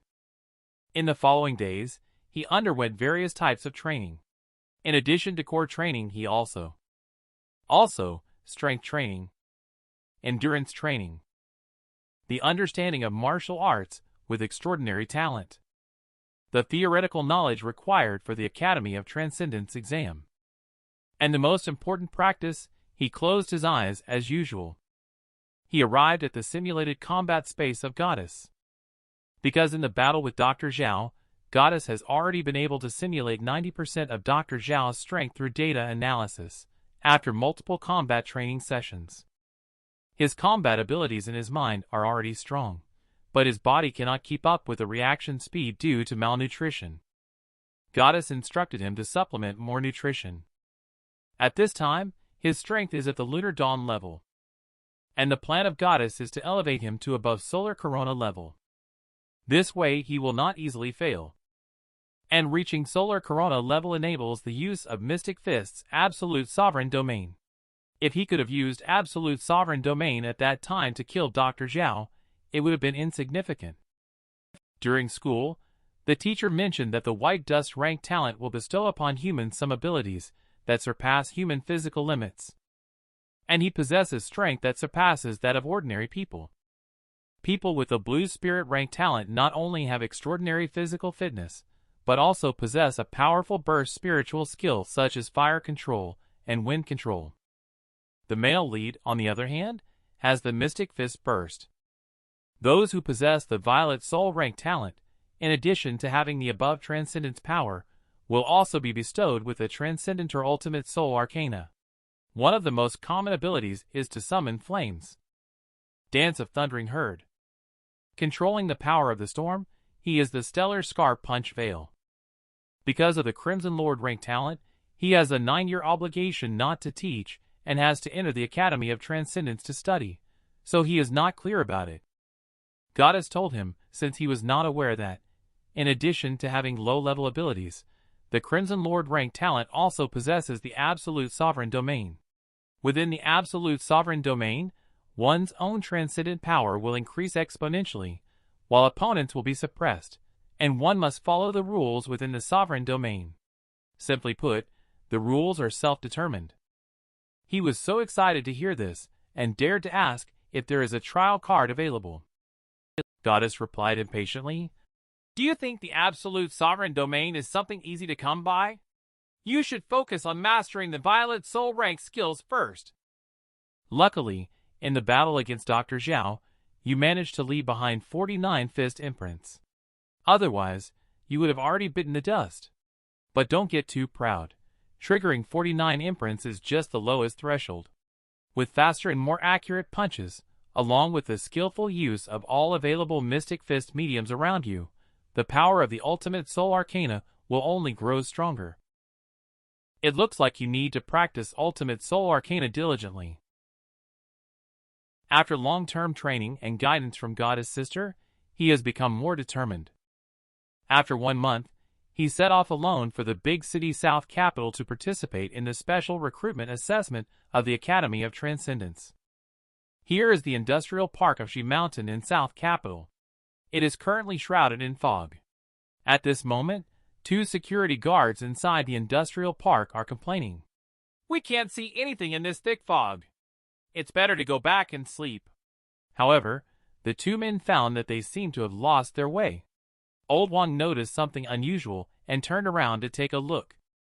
But to his horror, he discovered mutated creatures inside the industrial park. His colleague beside him had already been sucked dry. This scared him, and he ran for his life. After he successfully ran back to the control room, he took out his phone and prepared to call the police. But when he looked through the glass, he saw a flower girl outside, so he opened the door and invited her in. Upon closer inspection, it was not a girl at all, but an old witch. With her tentacles penetrating into his body, Old Wang was soon drained of his essence. It was truly a horrifying sight. The misty surroundings had turned into a living hell, with mutant big monsters appearing from time to time. Who will ultimately end this disaster? The male protagonist certainly lives up to his reputation. Wherever he goes, trouble follows. At this moment, he is chatting on the phone with his sister. The woman beside asked, "How much longer until we reach South Capital?" The crew member, upon seeing her traveling to South Capital with a daughter, speculated that the woman was sending her daughter to study at the Academy of Transcendence.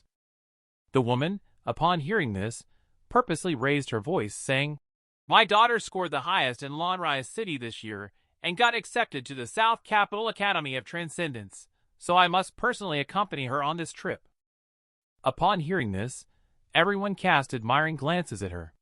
Not only was her daughter beautiful, but she was also so outstanding. Looking at their own children, they wished they could send them back and have a new one. Some even went up to ask for her autograph. Those who didn't know might have mistaken her for a big celebrity. Even the male lead was also impressed. If he didn't have cheats on him, he might not have been able to pass the test. The train suddenly braked after traveling a distance. I see this melon head is about to crash into the seat. He was caught in time by a hand. Indeed, as the male lead who has been single for more than 10 years, his reflexes are so quick. And this scene made the child's mother exclaimed, "This person is so fast!" Because of the emergency stop of the train, the people in the carriage started to become anxious. And all the phones lost signal, except for one person, who still had signal, which turned out to be the male lead's luck talent. He had a full 5G signal directly. It's a pity not to buy a lottery ticket with this luck. At this moment, a child saw something extraordinary. "Mom, there's a very big thing outside, even bigger than Dad." "And this big thing? What exactly is it?" Everywhere the male lead went, accidents followed. As the train experienced a malfunction, the train conductor pacified the passengers to prevent any further accidents. After hearing that, he felt a bit worried. All he wanted was to go back to school, but there are so many things happening now. So he stood up and planned to go find out what was going on. The stewardess replied to the male lead's inquiry, "You little brat, stop running around and causing trouble." But when he showed the transcendentor badge, the train attendant also shut up, and the martial arts champion of Lanrai's city behind him. She mentioned that she is also half a transcendentor and might be able to help. At this moment, the train conductor is very troubled because, based on the passenger information, there isn't even one transcendentor. And the arrival of the two people gave him hope. He then asked what level of transcendentor the two of them were, when he learned that one of them was an apprentice transcendentor. The other one is still on the way to the Academy of Transcendence, which really left the two of them speechless. It was all for nothing. "You two better go back and sit down. I won't be able to protect you once you leave." The male protagonist ignored him and continued, "Now, identifying and eliminating dangers is of the utmost importance. We will protect ourselves, so don't worry." The train conductor saw him so confident and did not say anything. After the three of them left, the train conductor instructed the attendant not to open the door for anyone except them to ensure safety.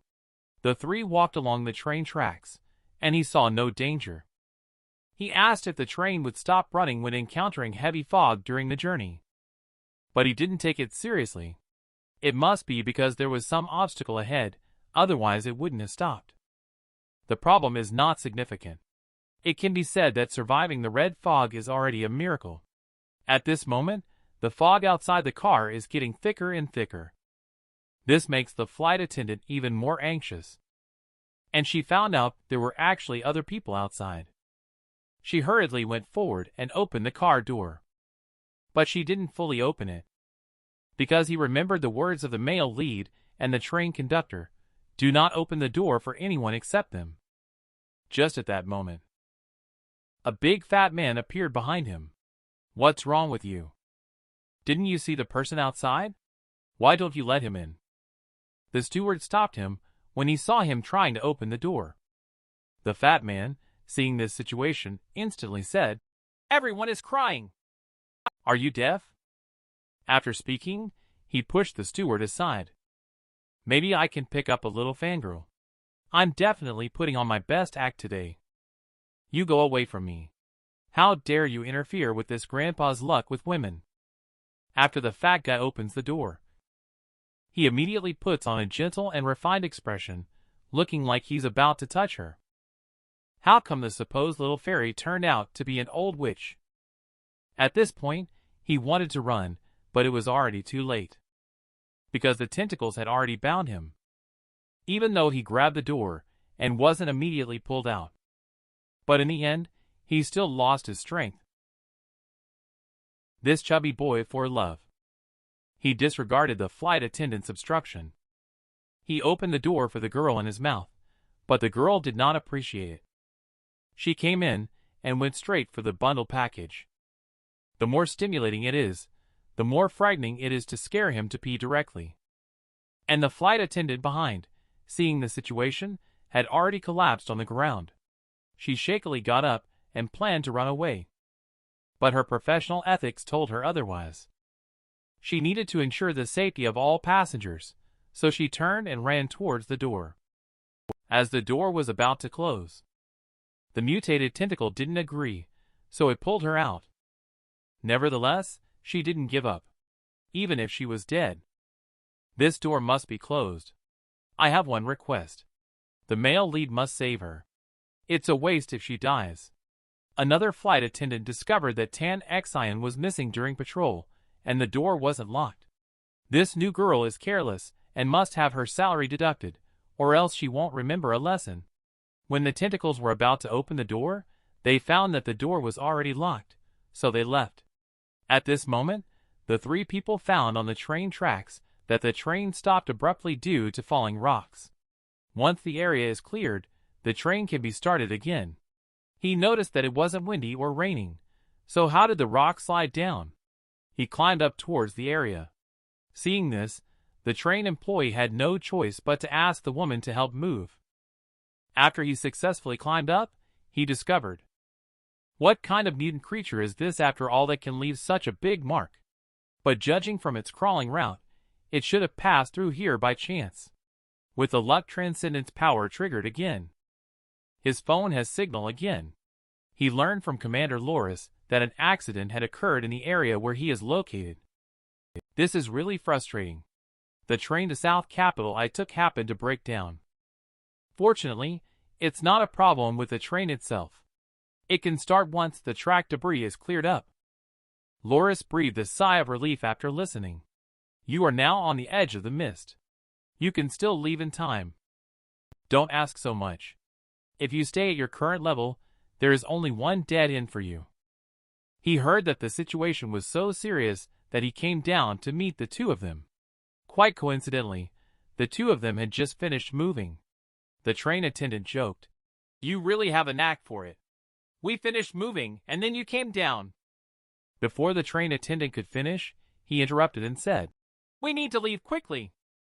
There is a weak signal above, which allowed me to receive a call from the command center. Moreover, after investigation, there are traces of a large calamity beast crawling above. We must start the train immediately."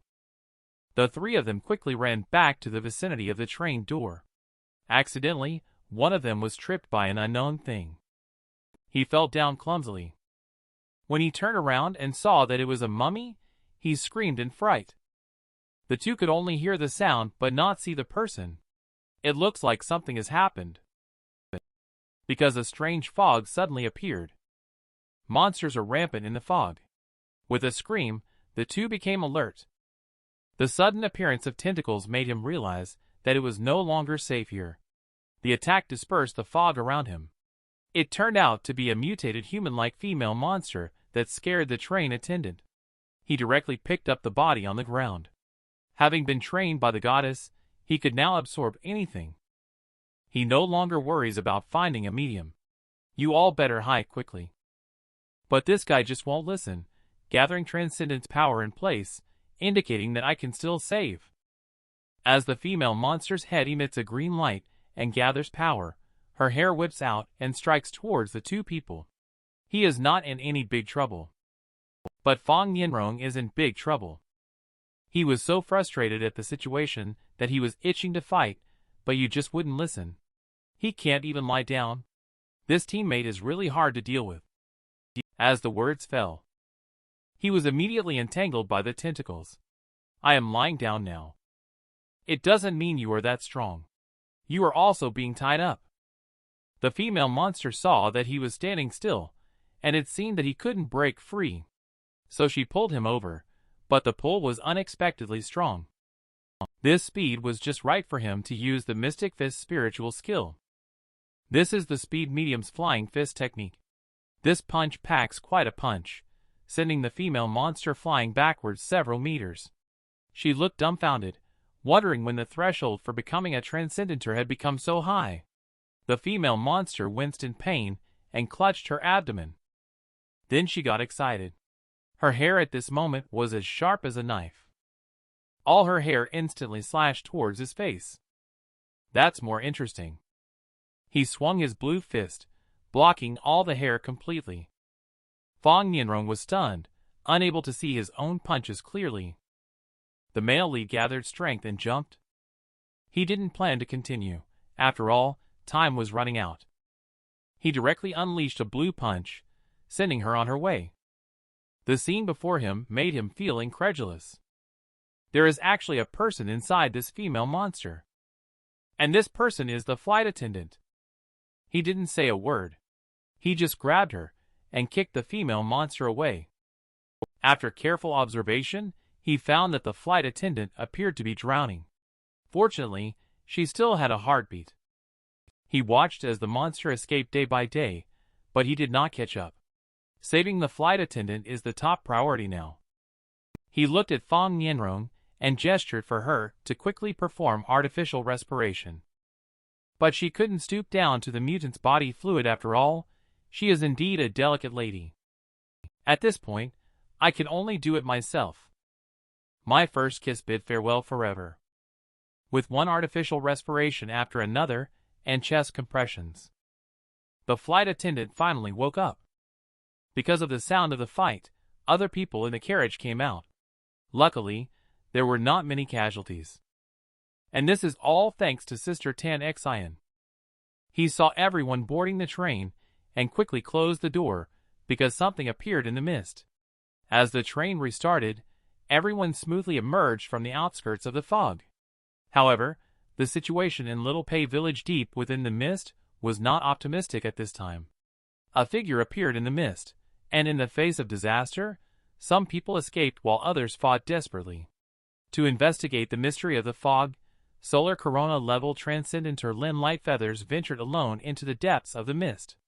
According to the information obtained from official personnel, a calamity star fell nearby a month ago. At that time, no signs of life were detected. Apart from generating a large amount of white steam, the meteorite crater did not experience any other abnormalities. But judging from the situation of the disaster here, it is very likely to be an unknown calamity. The shifting mist is even more incredible, indicating the existence of an unimaginable sovereign-level calamity beast. Moreover, as the mist dissipates, the mutated creatures also disappear, leaving no trace at all. He looked at the remnants of the mutated creatures on the ground and found that they were insect exoskeletons. Fortunately, the people in this area have already evacuated, otherwise it would have been a situation where no one would have survived, just like in the industrial park. And the next time the fog appears, it may not be the same. He must investigate it quickly. His task this time is to find a small centipede that the tracker implanted by the Insect Research Institute has discovered to be near the small village. Furthermore, through location comparison, it is the only creature that has survived from the fog. He must capture it alive for analysis. He has now arrived at the tracker's location, gripping the reinforced 14-branch sword, ready for battle at any time. He swung the sword and found that this small centipede seems to be developing quite fast, devouring one large pig after another. Can Lin Lightfeather's Transcendentor successfully capture this small centipede? Our protagonist successfully arrived at South Capital. He accompanied on an ambulance. Faced with the praise from the two people, he felt unworthy. He claimed that Tan Xian is the hero who protects everyone. He escorted them to the hospital before preparing to leave. His phone rang, and it was an unfamiliar number. Before he could speak, the other party took the initiative to ask him. And this person's voice immediately made his face turn red. This is definitely the voice of a goddess. Sure enough, the female lead's appearance with a built-in filter effect made the surrounding boys stare straight at her. He curiously asked, "How did you get my phone number?" And that's exactly what Lin Yu told her. She truly is a good person, not thinking about promoting herself, but instead offering assistance. And he also mentioned incidentally that he had just come out of the fog. Fortunately, he managed to run out. "Since you are not injured, let's meet up." This caught him off guard. "I am now getting ready to go to South Capital Academy of Transcendence. How about we meet there?" After deciding on a meeting place, He then took a taxi to the Academy of Transcendence. He was indeed quite happy about the sudden date invitation. Aurelia Lowe was a youthful memory for him. It was a passionate time. It was his best memory. And the day before the Academy of Transcendence exam, he confessed his love to the goddess. She didn't agree immediately, though. Instead, she asked him to give her a few days to think it over. So he tested out a white dust rank talent on the next day. He was also hit by a meteor and laid down for a year. He already has an answer in his heart. Perhaps this date is just out of courtesy after all. It has been a year and Aurelia Lowe has not replied to him yet. Is there a possibly connection between the two people's fate? Actually, I really want to know too. As is well known, in most cases, best friends advise to break up rather than stay together. Will the female lead refuse to be with the male lead because of her best friend's persuasion? Then, let's continue reading. The scene shifts to the small park of the Academy of Transcendence, with the girlfriends exclaiming in excitement. She explained that she had left him a letter a year ago, in which she asked him to start dating Aurelia Lowe once he woke up. You really don't have to do this. Just consider that letter as encouragement for him to recover soon. To know.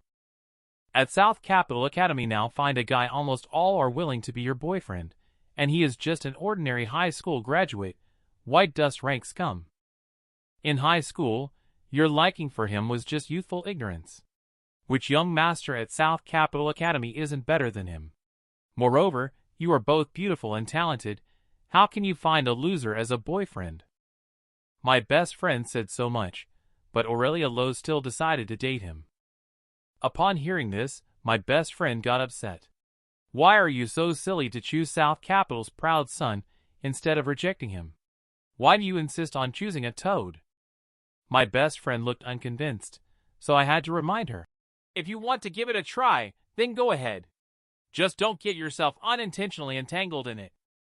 After finishing the call with the male lead, Aurelia Lowe asked her if she wanted to meet up. He is a really nice person, but this best friend of mine has zero interest. I'm only interested in guys with outstanding abilities and abundant wealth. Let's forget about that toad. At this moment, another toad appeared at the school gate, gazing at the Academy of Transcendence and sighed. It must be fantastic to study here. I must get accepted. In just a moment, a passing female student from Pushin remarked, Look at the boys behind us. I have no idea where these country bumpkins came from to visit our Academy of Transcendence.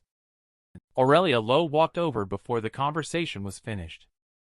Have you heard that he been, the son of a nobleman, spent a lot of money to buy a flower garden?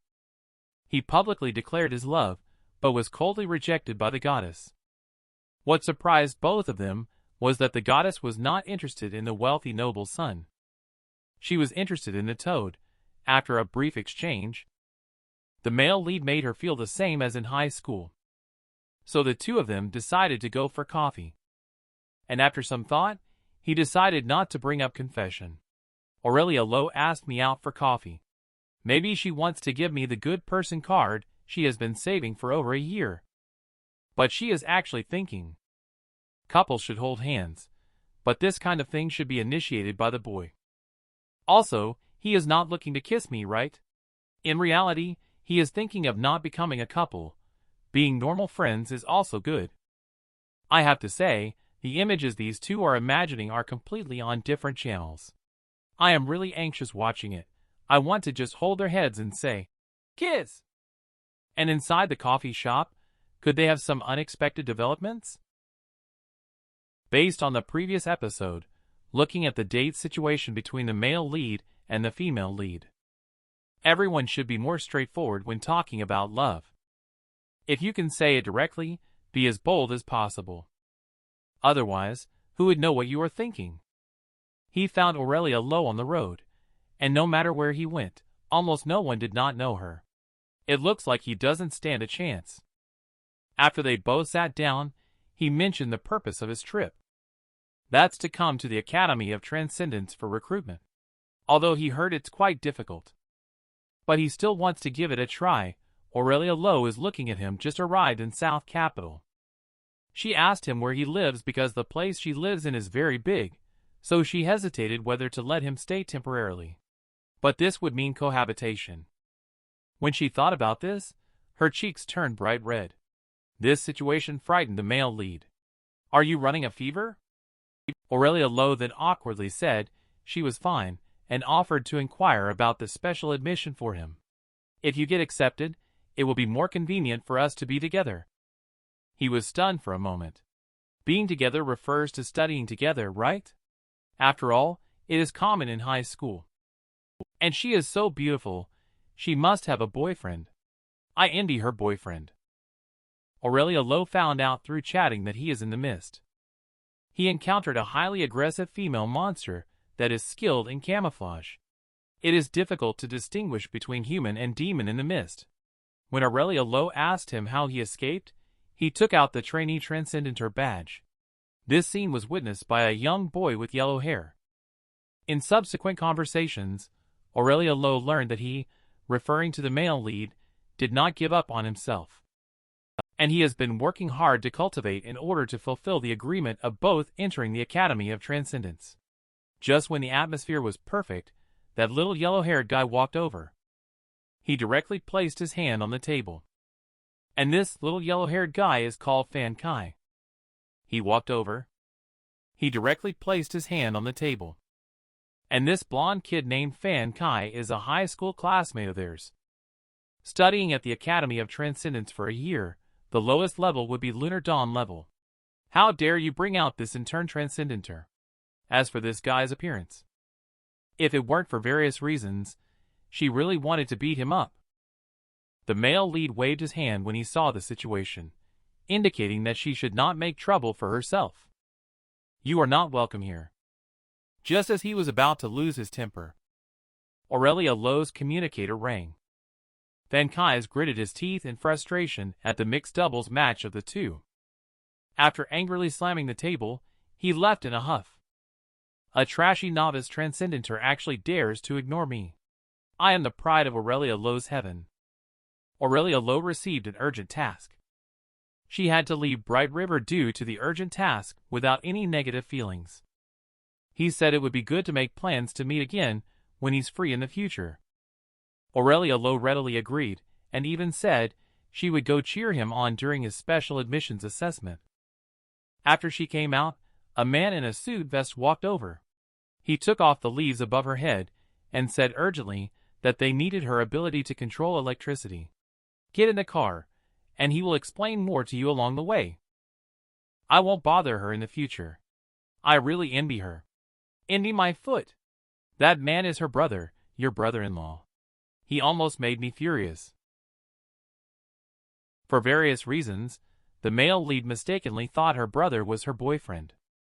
This is a huge misunderstanding. Because of this, he did not tell Aurelia Lowe during the special recruitment assessment. He came to the assessment site alone, and the so-called special recruitment assessment is nothing more than a backdoor for the wealthy. Just as he entered, he met a talkative rich kid. After looking him up and down, Peng Linghui felt very surprised. "You are really low-key. The total cost of your outfit from head to toe does not exceed 300 yuan. The male protagonist ignored him, but continued to say, "My family donated 7 million. How much did your family donate?" It turns out that this special assessment is based on the amount of donation to determine the ranking of grades. After all, South Capital Academy never lacks geniuses. And it is said that this money is used to establish high scholarships in order to provide more opportunities for students from poor families. He said helplessly, "Do I really have no chance at all?" The words of this rich man at this moment pierced his heart. "Where am I going to find 7 million? Soon, the examiners for the special admission assessment came out. The head examiner is called Yin Jin. As the roll call began, everyone shouted out their names, but Peng Linghui's name was not called. Seeing this, someone quickly helped him out. The examiner then realized that there was an extra page added this year. It was written clearly on top, "Official recommendation." It turns out it was a stingy official. I must find a reason to eliminate him later. The assessment is divided into 5 sections, with 4 basic tests and the final one being practical combat. Starting from the strength test, the examiner began targeting him. If you can't reach 1,500 kilograms, you can leave.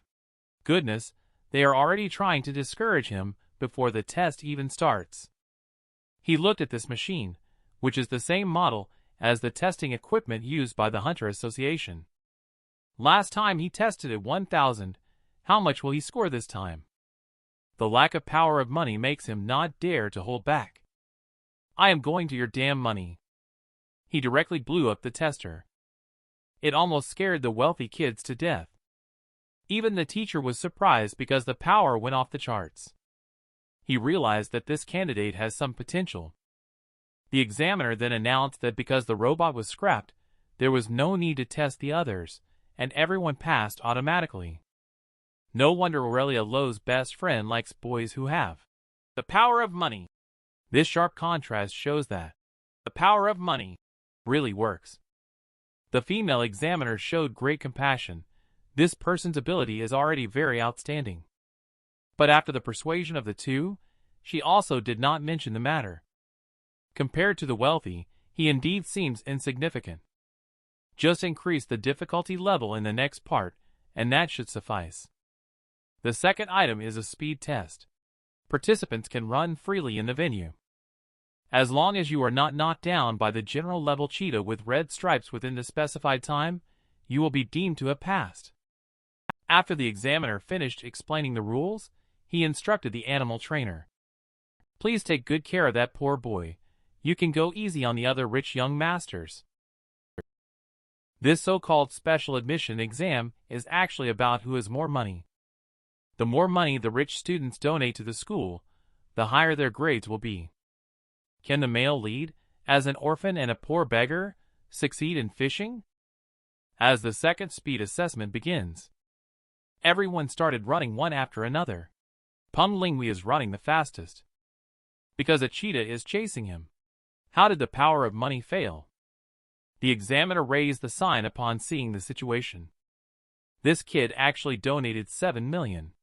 He had to whistle to signal the cheetah to ease up on the chase. The cheetah immediately understood. It swung its paw. It fell down on its own, looking like an old actor. He saw that this general-level cheetah was so weak, it seemed stable. Just as he ran towards a distance, the beast tamer's whistle sounded again, meaning it was clear that this poor boy could play casually. Look at its excited expression. In previous years, no one played with it. Suddenly, a chill ran down his back. Seeing the cheetah about to pounce on him, he lunged and dodged just in time. The cheetah landed and immediately turned around. How did this sick cat suddenly become so nimble? And it felt completely different. Without waiting for him to think more, the cheetah charged straight towards him, prompting him to have a selfish idea. Hey, this is too much to post a selfie on Instagram during the assessment. But the cheetah is even more excessive. It completely ignores other people. He is not easy to bully either. Let me show you the results of my physical training these past few months. He easily outpaced the cheetah by a mile, leaving the billionaires watching in astonishment. The examiner remained calm and said, "Stay calm, there are still 15 minutes left before the end." 10 minutes later, he almost made the cheetah vomit from running so fast. He saw the cheetah wilted. He took the initiative and said, "You are going to be chased by me. I will knock out all of your teeth." Cute little leopard has never seen this scene before. It runs away in a crazy panic. The examiner was so shocked that their jaw almost dropped. Fortunately, it ended in 15 minutes, otherwise little leopard would have been exhausted to death. Because everyone is safe and sound, the second item is still collectively approved. Who made themselves have no money? On the way to the third assessment location, the female examiner pleaded on behalf of the male protagonist again. The male examiner, seeing that the chief examiner disliked that poor fellow, also degraded the male lead just like the chief examiner did. The chief examiner actually doesn't dislike the male lead. He is just doing things for the money. The third item is a reaction assessment. If hit by Ghost Tree within 5 minutes, the qualification will be lost. Ghost Tree has been pruned artificially, so even if hit, there is no life-threatening danger. After absorbing blood, it will come alive and attack living creatures in front of it. After gently cutting his finger and placing it on the trunk, Ghost Tree instantly came alive, and the first to undergo the test was not the male lead, but a local tyrant named Sieze instead. Just saw Ghost Tree slowly dodge a whip with ease. He passed without any surprises, while other tycoons expressed that the power of money is really useful. It seems that the entire assessment will be treated differently. He went through special recruitment 3 tests. This poor guy already has nothing to live for. He doesn't even pretend to disguise the rigging. The male lead is about to undergo the test now. The examiner is causing trouble again. He directly drew a big mouth. Because the Ghost Tree's ability is to become stronger the more blood it absorbs. Just the power of this whip should hit the tycoons. Their parents will have to dismantle the school. The Ghost Tree lifted its trunk and delivered another critical blow. Bullets may not even hit me. Is that it? The Ghost Tree is now running at full throttle. It couldn't move the male lead at all. The chief instructor roared angrily. Are you going easy on him? Upon hearing this, he made a desperate move and cut his femoral artery directly, because he absorbed too much fresh blood. Ghost Tree went berserk directly. Not only that, even the danger areas that were pruned manually have become thick and long. You are strong, no matter how strong you are. Instead, he closed his eyes and trained his auditory response. He is still in complete control, even with his eyes closed. Ghost Tree couldn't even lay a finger on him. The wealthy onlookers were all stunned. This person must be a devil. Is that all? It's not over yet. The male lead I taught directly activated the cheat code. Repetitive sideways jumps. He was worried that no one would practice with him, so he practiced like this for 5 minutes until the Ghost Tree softened directly, and even a twig couldn't stiffen. The instructor behind him almost sacrificed heroically. This candidate completed all 3 items beyond the standard. Are you sure you don't want to admit him? For that hefty sum of money, he bluntly said that even 1 item being unqualified is unacceptable. Without saying more, he walked directly to the next testing location. At this moment, Instructor Sure is receiving blood transfusion treatment in the medical room. Medical personnel saw him cut his wrist and bleed. Thinking that he was feeling depressed because of a misunderstanding between his girlfriend and uncle, which led to a suicide attempt. Listen, my brother, let me give you some advice. If you want to make it in life, being cheated on is just part of the package. Of course, choose to forgive her. In the future, you must never have dark thoughts. Arriving at the 4th assessment, the final basic test is very simple. As long as you have a violet soul rank or higher, you can pass. I remember you were white dust rank a year ago. I advise you not to waste your time. Even if you don't leave, it will be the last test. He doesn't care anyway, it's all the same. Peng Lingwei as the first test participant. He held the sensing stone in his hand, and immediately a purple light appeared. This is something the male lead didn't expect. And what happened next was even more unexpected for him. Without exception, these rich second-generation individuals all have violet soul rank talent. When the main examiner saw him so surprised, he told him, I know you are white dust rank. Although you got a perfect score in theory at that time, you lack an important piece of knowledge in high school theory. This is an extraordinary talent that can substitute for theory. Through research, humans can extract a substance called life droplet from the special calamity beast. Its function is to replace the original extraordinary talent, the so-called transcendent power, which can be altered later in life. As long as you have enough the power of money, the lowest level is violet soul rank talent. In this world, money can indeed buy anything. Even the talents that one is born with can be changed. No wonder these local tyrants all have violet soul rank talents. The fact is just that. even if your strength is off the charts. Neural responses are quick. The body is fast and enduring, but you are ultimately just a white dust rank beginner.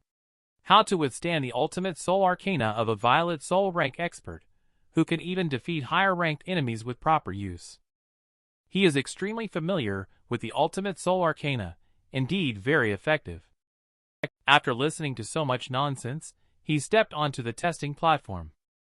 If a person's foundation is excellent, then the ultimate soul arcana they unleash will be extraordinary. Is the destructive power stronger? He will still use white dust unless something unexpected happens. But he may change back to blue spirit later. White dust is his luck talent. The current blue spirit is the mystic fist talent. Just not blue spirit, but a true violet soul talent. The chief examiner roared, "This is definitely a problem with the induction stone."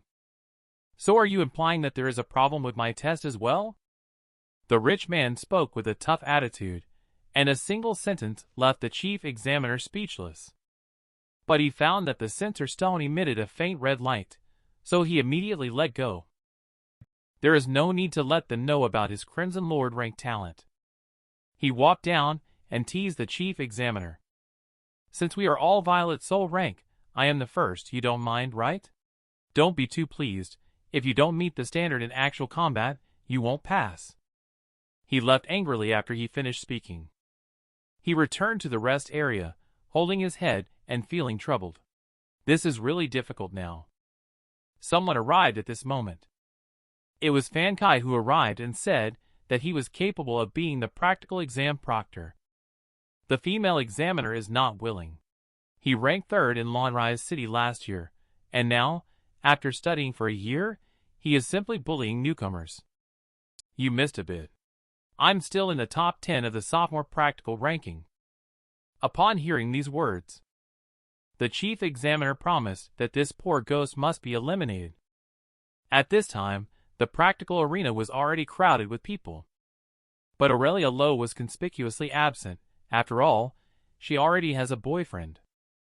As the examiners arrive successively, the practical assessment thus begins. The first battle is between the underdog and Fan Kai. This has really excited the girls in the audience. I didn't expect that even the top 10 on the ranking list have come. It's quite a lineup this time. The most surprising thing is still Bright River. He was originally worried about hurting others, but now he can let go and go all out. The real battle begins. Fan Kai immediately condensed Gale's breath. He exerted all his strength and leaped. He used his own spiritual skill Gale strike as soon as he came up. He clenched his fist and threw a punch upon seeing the situation. With a loud noise, Fan Kai was sent flying out. To be honest, you are very annoying. Not only that, your skills are also garbage. Just because I'm getting closer to Aurelia Lowe, you are targeting me everywhere. I advise you, if you can't handle it yourself, don't take it out on me. It's like when high school rivals both get into the same college. What kind of story do you think will happen? Fan Kai became anxious when he heard him say he couldn't do it, and said directly, "You are just a white dust rank scum. How can you be worthy of the goddess? I don't even consider you to be important. If you don't consider me important, then why are you here?" So he tried to argue cunningly, saying, "I am just following the school's arrangements." The female examiner felt displeased upon hearing this. She raised her hands and said, "You clearly volunteered yourself. You insisted on becoming Bright River's opponent." He saw the situation and said he wouldn't pretend anymore. "You should just go to the factory to screw in screws. Don't even think about getting into the Academy of Transcendence. You are even less worthy of Aurelia Lowe. Indeed, this is your true thoughts. If you are a man, then pursue with dignity. Unfortunately, you are not a man. You only discuss me at every turn." He is now furious, like a mad dog barking aimlessly, completely disregarding his own image. This is what makes a man. Much better than being a camper in high school, but still, I'm going to knock you down. He immediately threw his clothes out. Start the fight. Since it's an assessment, I definitely don't have to pay for medical expenses. I'm in the top 10 of the sophomore practical combat list. You should be the one worried. I haven't finished talking yet. Bright River is coming over with a fist raised. He swung a heavy punch. Fan Kai was heavily hit and sent flying. He did not stop, directly activating the second stage of explosive speed. This is still what he learned when chasing Little Leopard. He leaps into the air with a shoryuken. He knocked out one of Fan Kai's front teeth, but he did not fall to the ground. He floated in the air using Gale's breath instead. He is at least in the top 10 of the second battle ranking. This is simply a great humiliation. He launched another spiritual skill at this moment. This is the Gale Whip formed by condensing whirlwinds. I have to say, the power is pretty good. Not only that, the number of Gale Whips is increasing. The power of this wave is worthy of the top 10. Seeing Bright River powerless, his pride soaring, he swoops down. He directly unleashes a stronger intermediate spiritual skill, Gale Boa. Just see a python transformed from the wind element rushing towards Bright River. You will be severely injured even if you don't die. Bright River sees the situation. He bends down to fuse with the earth element, then rises up and gathers power towards the direction of Fan Kai. Just then, a towering pillar shoots up from the ground. He sent Fan Kai flying directly. This is the Sand Pillar Fist. The audience at the scene were all stunned. It's the first time that someone who hasn't even entered school has defeated one of the top 10 fighters on the leaderboard. Isn't this the person who had a date with Aurelia Lowe at the school gate a few days ago? I didn't expect him to be so capable. Fan Kai, who was beaten to a pulp, said, I have a hidden talent. The more angry I get, the stronger Gale's breath becomes. He is now releasing Gale's breath with all his might, because he is about to unleash his ultimate soul arcana. Fury Breath Tornado. Will Bright River also trigger ultimate soul arcana to contend with it? The two of them fought each other over a woman. As Fan Kai unleashed the ultimate soul arcana, the audience seats erupted in excitement. But the female examiner was no longer calm, as activating the ultimate soul arcana was forbidden in the actual combat assessment. The main examiner did not intervene in this situation. For the sake of guaranteeing his own interests, he disregarded the safety of the students. It's truly despicable. Bright River was greatly shocked at the sight. It was the first time he had seen someone else's ultimate soul arcana. It's just that this is far inferior to his own. As Fury Breath Tornado becomes stronger and stronger, the female instructor can't sit still. If this continues, something bad will happen. Meanwhile, Peng Linghui shouted at the sight, telling him to run quickly. But it was too late. Bright River had been completely swallowed. Even so, the head examiner did not intervene. Bright River in the storm remains as steady as a rock. If that's all you've got, you might as well go home and tend the cows. Fan Kai initially had some reservations, but because of this statement, he no longer held back and started giving his all. Only saw Fury Breath Tornado erupt completely. Witnessing the tornado approaching in an instant, he did not evade but absorbed the wind element within the tornado. Hurricane Punch is conceived and born. He couldn't think of it at all.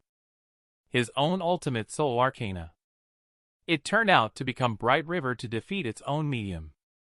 At this moment, the wind element, after passing through the hands of Bright River, is even more powerful. And this is just his Mystic Fist spiritual skill. As the dust dispersed, Fan Kai's figure appeared. At this moment, he was embedded in the wall and could not be budged. He should be grateful that Bright River controlled the force. No one expected such an outcome. Bright River actually only used spiritual skill. He just shattered Fan Kai's ultimate soul arcana. Fan Kai trembled and said, "What have you done, Bright River? You didn't deceive him. That's my Mystic Fist spiritual skill." He was unwilling to accept it. How could you possibly defeat my soul arcana with spiritual skill? You should be thankful that I didn't use soul arcana, otherwise you would have been annihilated. But he didn't believe that you could use soul arcana. Peng Linghui saw the situation, and Bright River had just passed the talent test as a genuine Violet Soul talent. Soon, medical personnel arrived with a stretcher. This injury won't heal in just a month. Faced with the ridicule of the two, Fan Kai was so angry that he vomited blood. Under the pressure from the students at the scene, will the chief examiner let Bright River pass? He was seen staring fiercely at Bright River. Bright River doesn't buy into this and indicates that they will strictly monitor things in the future. You can find yourself if you want. That person will never get into the Academy of Transcendence in this lifetime. After all, students like Fan Kai might think that the top 10 of the Academy of Transcendence got in through the back door. Although it's annoying, he still let Bright River pass. And Fan Kai did not claim medical expenses because he used Soul Arcana. And his statement, "I am not short of money," was his final stubbornness. I have seen arrogance before, but I have never seen anyone being arrogant about their own medical expenses. After the practical assessment of everyone was over, Peng Linghui went back to celebrate with his father. When a senior sister asks you for your phone number, would you give it to her? With the successful conclusion of the special recruitment assessment, all the students left one after another. Just as he was about to leave, a senior sister ran over. It seems she is also interested in toads. She came up and asked for his phone number, indicating that they could go for a walk in this small forest together when they are free. Bright River doesn't understand what's so interesting to explore in this small forest. He just wants to go to the Banyan Institute. And the scene where the two struck up a conversation happened to be witnessed by Aurelia Lowe. She said that guiding the way was just a small matter, and there was no need to trouble senior sister. She was sufficient on her own. But senior sister insisted on helping and suggested adding each other on TikTok. Her phone is broken and being repaired. Then just leave a phone number. The SIM card is also broken and hasn't been replaced yet. This whole situation is quite a hassle.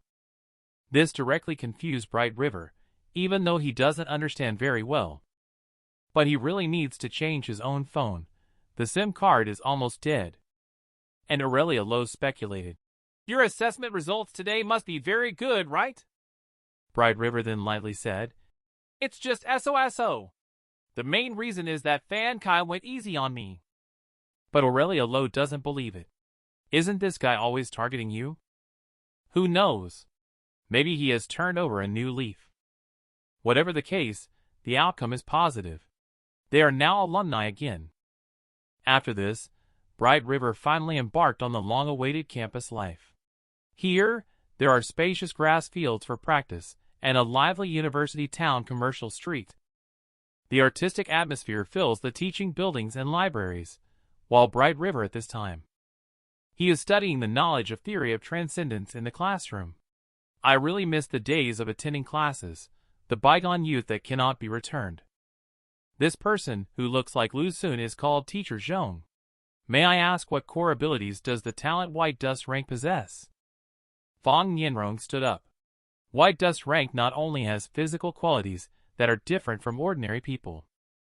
By training, they can even surpass the limits of some athletes. In the past cognition, athletes represent the limits of the human body. But with the arrival of the Transcendental era, most transcendents have transcended themselves. This is the core ability of the White Dust rank, which we refer to as transcendent body. Of course, different White Dust owners possess different characteristics, such as being very fast or having great strength. Upon hearing this, it makes a student very confused. White Dust can also become a transcendenter. Why doesn't the Academy of Transcendence enroll them? The teacher did not answer his question, but instead continued to explain the talent of Blue Spirit. Blue Spirit not only possesses the White Dust constitution, but also has a special or exclusive ability.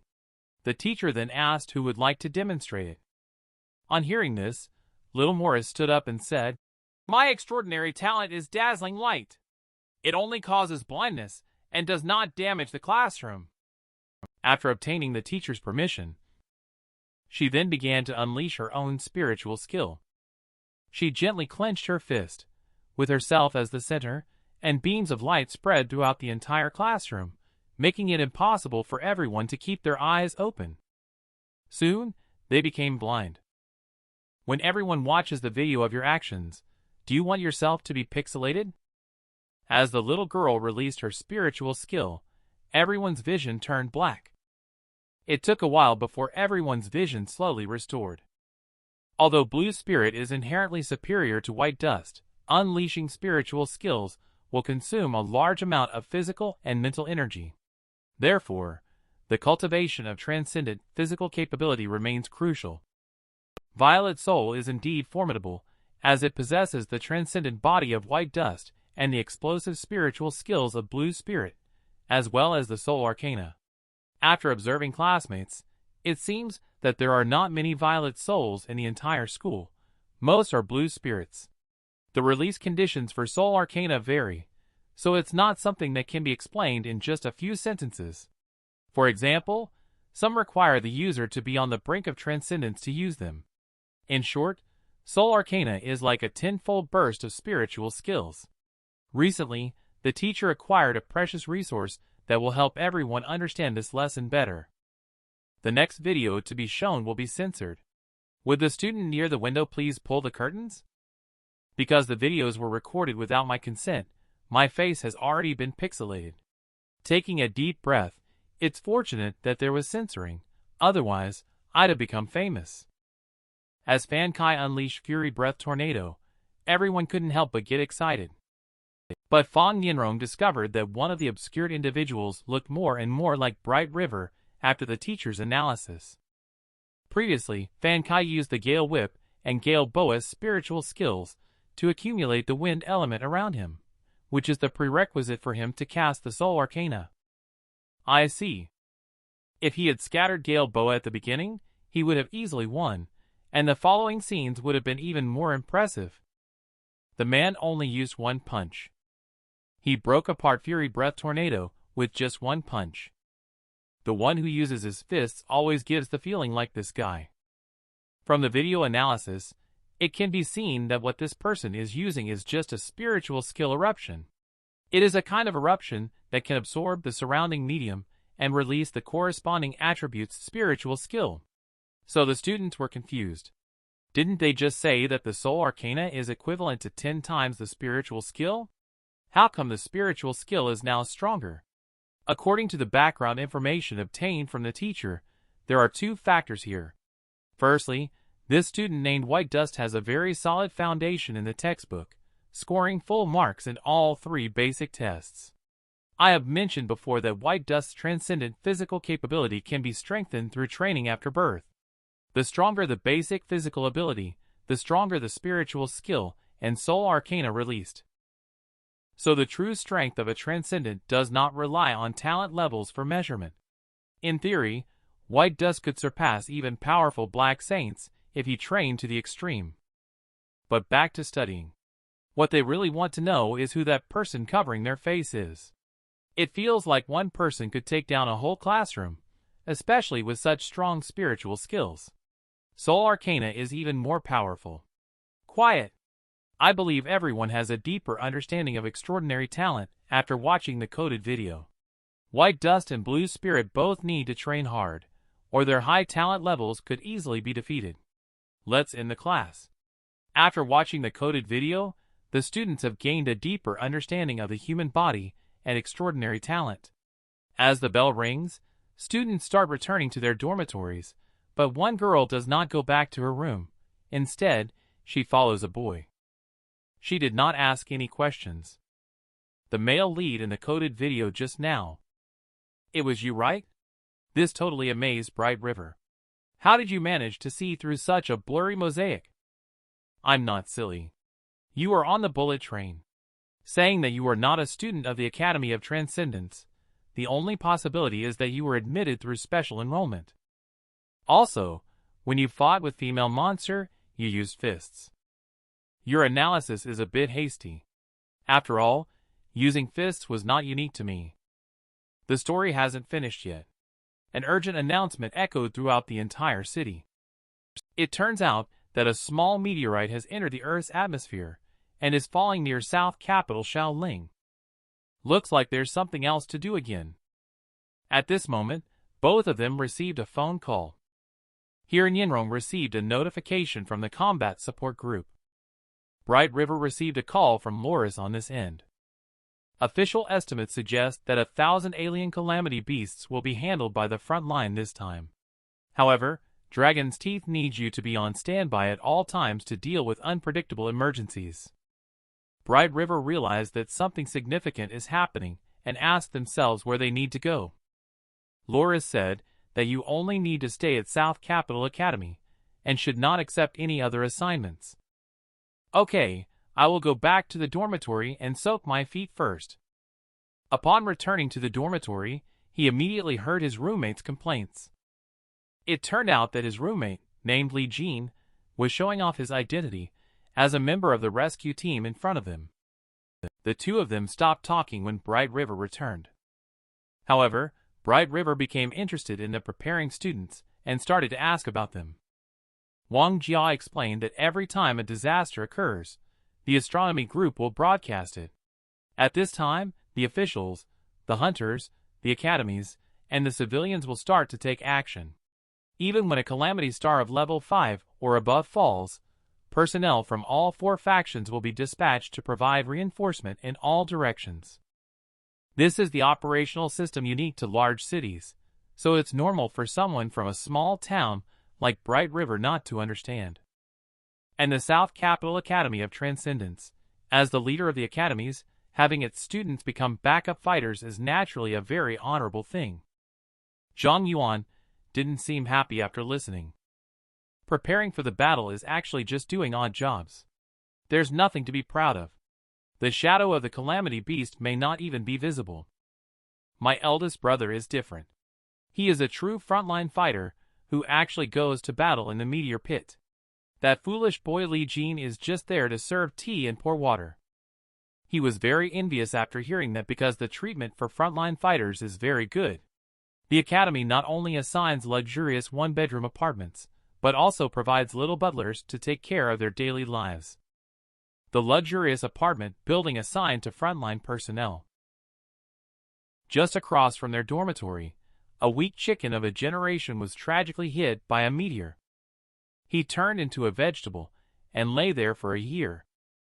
He flew away as soon as he woke up. Commander's sister ordered him to hang up in the face of the invasion of the alien calamity beast. He had no choice but to return to the dormitory to chat and gossip. And he learned that the goddess Aurelia Lo lives in a luxurious apartment building by the sea. After all, she claimed to be a frontline combatant. Mentioning the goddess, Wang Jia lifted his spirits. According to reliable information he received, South Capital Academy has 3 goddesses. The first one is Tang Ning, who is known as the Ice Princess. The second one is Feng Ling, who is known as the Martial Saintess.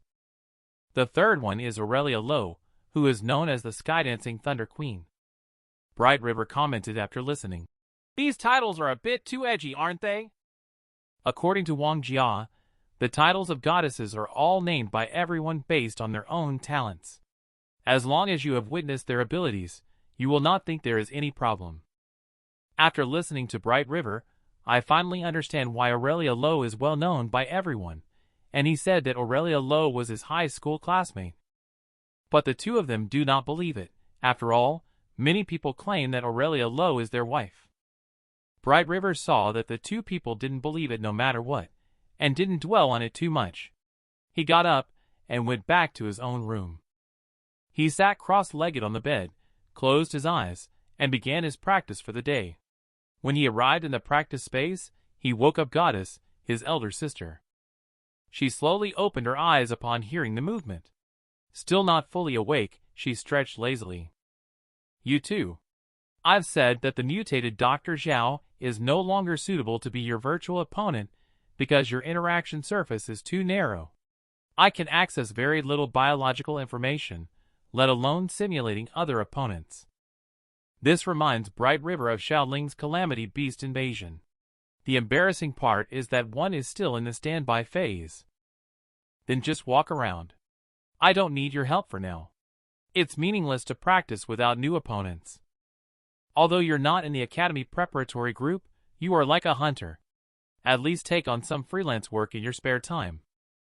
Upon hearing these words, he felt that they made sense. But he decided to wait until the end of the Dragon's Teeth mission before making a decision. Goddess discovered that his second latent talent slot had been unlocked. Looking at the Transcender's late-stage attribute panel, she realized that there was not only one extraordinary talent available but also the possibility of having multiple talents simultaneously. She instructed him to find a way to obtain the life droplet to awaken his second talent. My goodness, the extraordinary talent can actually have two abilities. I know you are a poor ghost. This thing can be obtained from the elder of the Calamity Beast's nest. It all depends on your luck. Hitting the heart. Do you have to be so honest? As the saying goes, the rich rely on technology, and the poor rely on mutations. And you rely on luck to meet the one and only me. Bright River said lightly. Someone was bitten by a spider and turned into Spider-Man. Being struck by lightning can make you fly straight up into the air. I was hit by such a big meteorite at least. Don't you have a max-level gift package for me? Please, that's a movie made by your humans. Being down to earth is the truth. It is well known that women have great appeal to men. But when a man is not interested in a woman, he can be so terrifying. This boy is immersed in practicing cultivation and cannot extricate himself. Whenever he has nothing to do, he runs to the practice space to find Goddess' sister. He said that he used to casually choose a rubbish opponent to make himself sweat during the practice. Goddess is not happy. Can you go do what a man should do? It's hard to get into college, but I don't know how to enjoy a wonderful college life. You probably don't even know how many classrooms there are on campus. After this reminder, he remembered something. He does have a place he has wanted to go to for a long time. So he put on his mask and set off. This place is neither a library nor a small forest, but the South Capital Academy's practice field. It looks like he can practice here again. It's over. This guy is beyond help. He's single just based on his abilities. At this moment, Bright River took off his coat and prepared to move around the field one for activity. But he found out. This student's attacks are easily avoided without any effort. He is far behind compared to the virtual opponent, but since he has nothing to do, he might as well warm up a bit. At the same time, inside court number 3, two students are engaged in intense combat. From the situation of the two in battle, it is very obvious that the girl has the upper hand. She did not stop after kicking the orc into the air. She instead followed up on her advantage and struck down mercilessly. The orc leader suffered greatly. Why did this student have to do this? Did I just click on your house or steal your rice? And this girl? She is Feng Ling, known as the martial saintess among the 3 great goddesses. But she is not satisfied with just one orc. She then turned to look at others and asked around, but no one dared to step up. Seeing people around fleeing in panic, she felt helpless. How did she end up alone again? She thought to herself that she just had a strong desire to fight, not that scary. She declined the towel offered to her, as she didn't even break a sweat today. Such is my lady. Your current strength here is like dynamiting fish. Your classmates all call you martial saintess. She did not care about nicknames like that. Anything was fine. She just wanted to cultivate herself. Upon hearing this, he thought of something. There was a young man at the number 1 venue today who was quite skilled. Why not go and give it a try? She said lightly. I've beaten down so many young men that I can't even count them. Let's go somewhere else. However, she casually glanced over. She found that this young man still had some potential. He defeated him with just a few simple moves. So she changed her previous opinion. She then took off her top coat to show that this young man had good physical skills and should be able to endure for 3 minutes to make herself sweat. After observing, the uncle is certain that this young man can definitely last longer than 3 minutes. When 2 training maniacs collide, what kind of chemical reaction will occur? Feng Ling saw his uncle looking at him so favorably, and made a bet. He said, He definitely won't last 3 minutes against me. If I can't disarm him within 3 minutes, I'll practice hard in the way you suggested. Bright River originally wanted to play with him a little longer, but he was slightly stunned by the sudden appearance of the girl. Afterwards, he agreed to practice with her. Due to the time limit, she immediately rushed towards Bright River. Seeing this, he was surprised in his heart, realizing that this girl was not easy to deal with. He almost got hit by her right leg, and she changed her attacking style in the air. If Bright River did not react quickly enough, he would really be lying on the ground. At this point, the two of them started boasting about their skills. Then the two of them immediately started fighting again, and this punch made her feel a little something. She praised, "Not bad, but be careful in the next move." The two of them unexpectedly used spiritual skill at the same time. The powerful collision caused waves of energy to surge around them. The people around were amazed and said, "Is this something you can watch for free? It's just too exciting." After a moment of deadlock, Feng Ling then jumped towards the back. Because taking this punch made her right leg numb, her uncle reminded her that 3 minutes had already passed. She had to admit that this guy is really something. If it were another guy, it wouldn't have lasted this long. Bright River didn't waste time talking too much. How can such a good opportunity for practice be missed? He immediately used the Wind Fist technique from the Mystic Fist spiritual skill. Feng Ling, on the other hand, used the Swift Shadow technique from the spiritual skill, and she found the right moment to move away. Bright River saw that she wanted to escape. He directly activated the second stage of rapid pursuit. If it weren't for Aurelia Lowe intervening in the middle, maybe the two of them are more suitable for each other. While the two were passionately engaged in the game, the uncle's phone rang. With an urgent task assigned on the other end of the phone, he had a serious expression. He then shouted loudly towards Feng Ling's direction. Upon hearing about the emergency task, Feng Ling stopped. However, things took an unexpected turn when Uncle accidentally shouted Feng Ling's name, causing a commotion in the crowd. Before leaving, Feng Ling told Bright River that she would come every Wednesday morning and hoped to battle with him again next time. After understanding the specific task's instructions, she left. She hurried to the frontline location of Shaoling and instructed Uncle Yuan to ask for the name of that classmate. However, the male lead who finished pretending to be a badass had long disappeared. He was now strolling around the campus, couldn't help but sigh. It's no wonder she's the top student in the academy. Every girl here is so fierce. But what's her name again? It seems like someone called her Fig? In the following days, with the efforts and hard work of the frontline personnel, the Red Eyes Calamity Beast in the Shaoling area was successfully eliminated. And a grand commendation was given to the frontline personnel from the academy for their outstanding contribution in breaking the nest, aiming to inspire society to bravely confront the Calamity Beasts. This person is one of the 3 goddesses of South Capital Academy, and he successfully lasted 3 minutes under the goddess's control. As the disaster in Shaoling is resolved, frontline personnel of the Academy of Transcendence usher in a shining moment. And this crew-cut man is his older brother. Wang Jia became extremely excited upon seeing the situation. After all, the entire school is talking about them. At this moment, Zhang Yuan taunted Li Jin. You must be very comfortable this time doing odd jobs in the rear. Upon hearing this, Li Jin started making sarcastic remarks, saying, Your brother being commended on TV has nothing to do with you. This statement made him very angry, and it seemed like the two of them were about to fight. Fortunately, Wang Jia intervened in time and redirected their attention. Have you packed up all your things?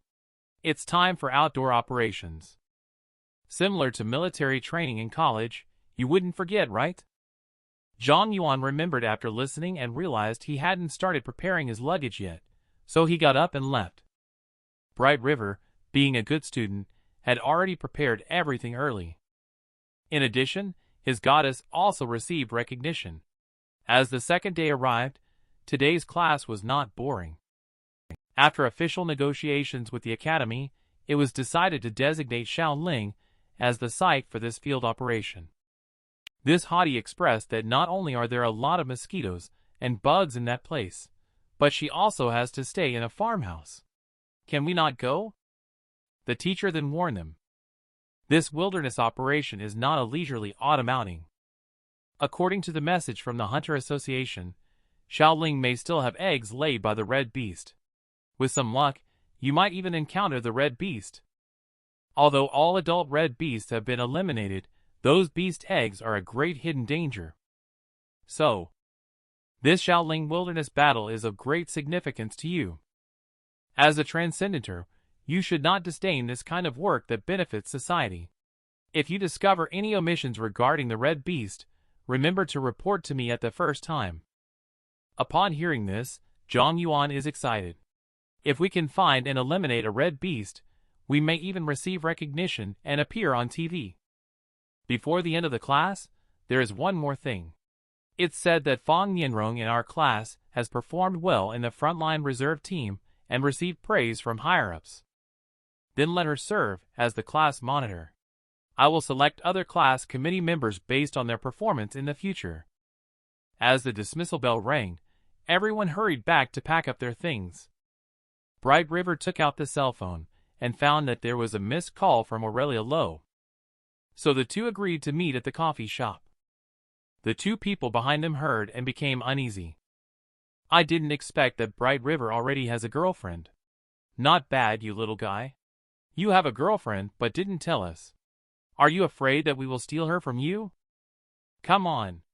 His voice on the phone is so gentle. Tell us, have you two developed to that extent? If you don't tell us, there must be something fishy. But he simply says that you are just ordinary friends, hiding his good deeds. At least you are still friends. It's okay to occasionally hang out. What would your reaction be if the goddess licked herself? The guy says he feels nothing. What's going on exactly? He was just out of class when he was asked out by the goddess to meet at a coffee shop. Although he wasn't sure what she wanted, he still agreed. When the two of them found out that the girl who turned down Bright River was looking for him, they couldn't help but burst into laughter. After chatting for a while, it turns out he is a licking dog. Be careful not to become the rebound guy. Bright River didn't stay long, instructing the two of them to take his books back to the dorm for him. He then went to his date. But judging from the expressions of the two, things are not that simple. The two turned and asked Li Jean if she wanted to go together to see Bright River. Looking like a licked dog, Li Jean disdainfully responded, I want to go back to study. If I get good grades next semester, I won't be able to see you guys anymore.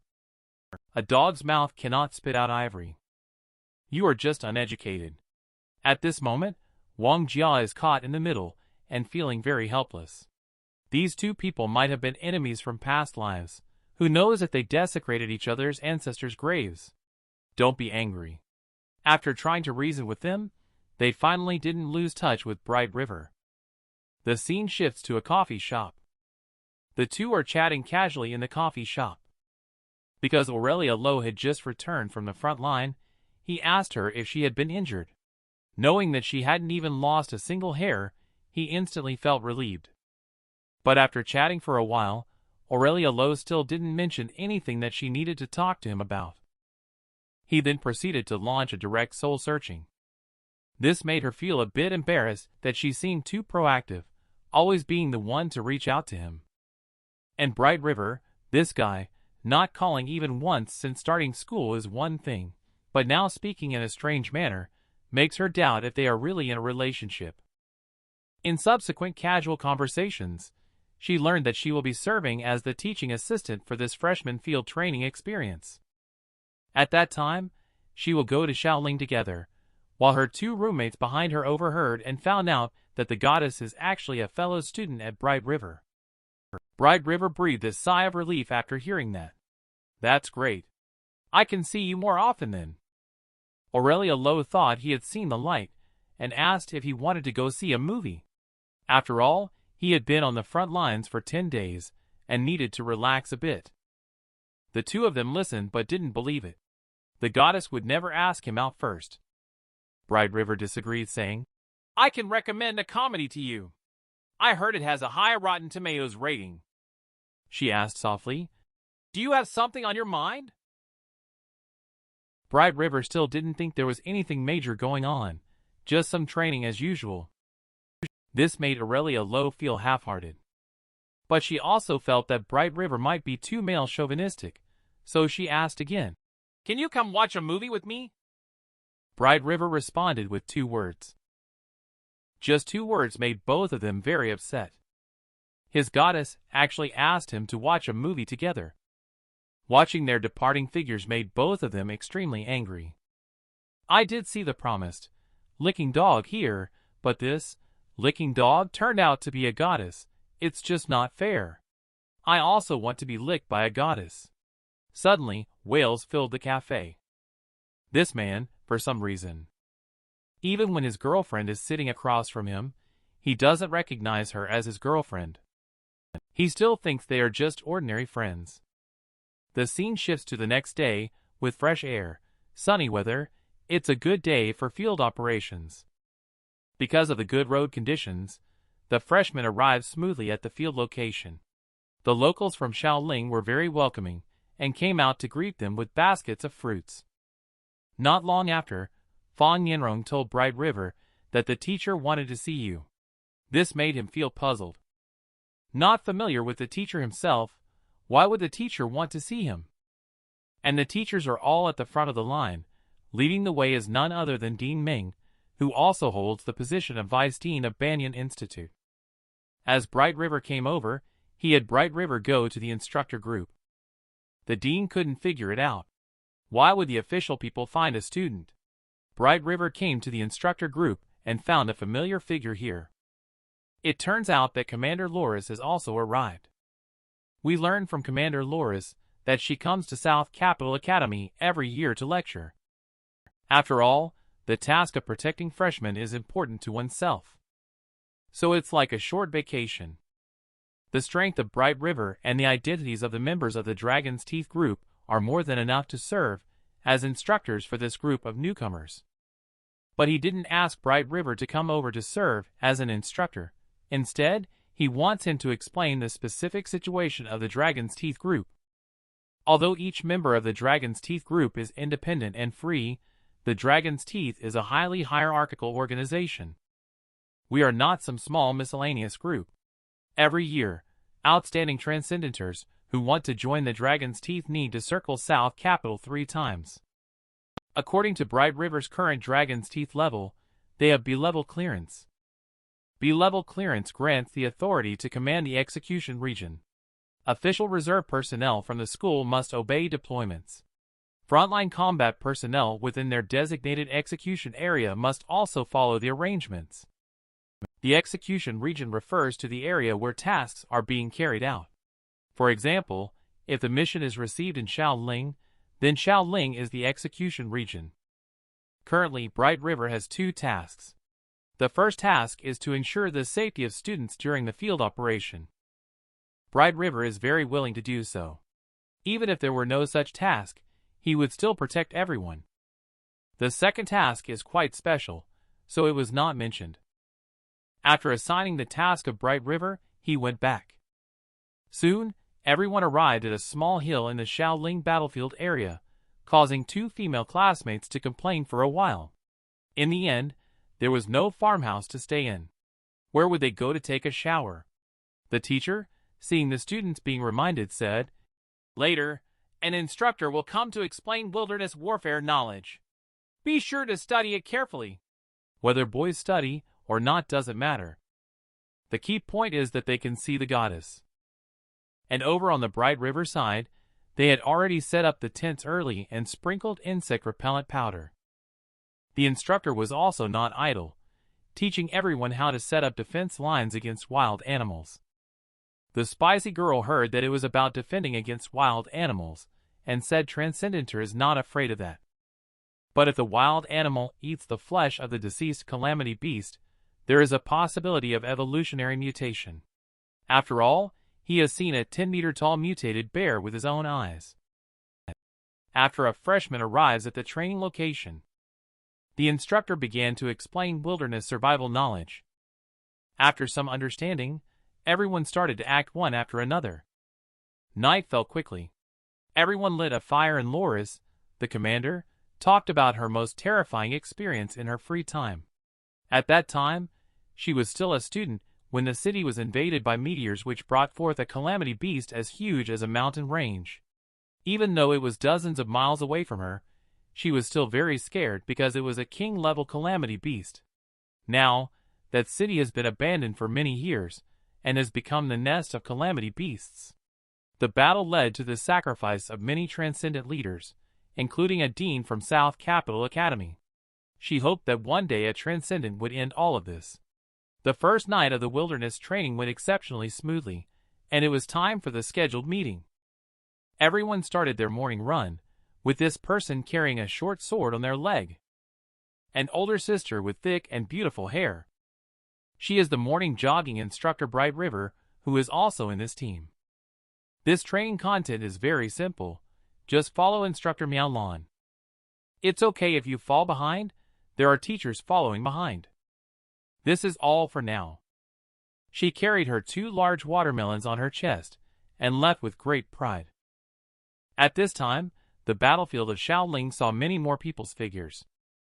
They climbed over steep rock formations and dense forests, learning how to leap off cliffs like Tibetan antelopes.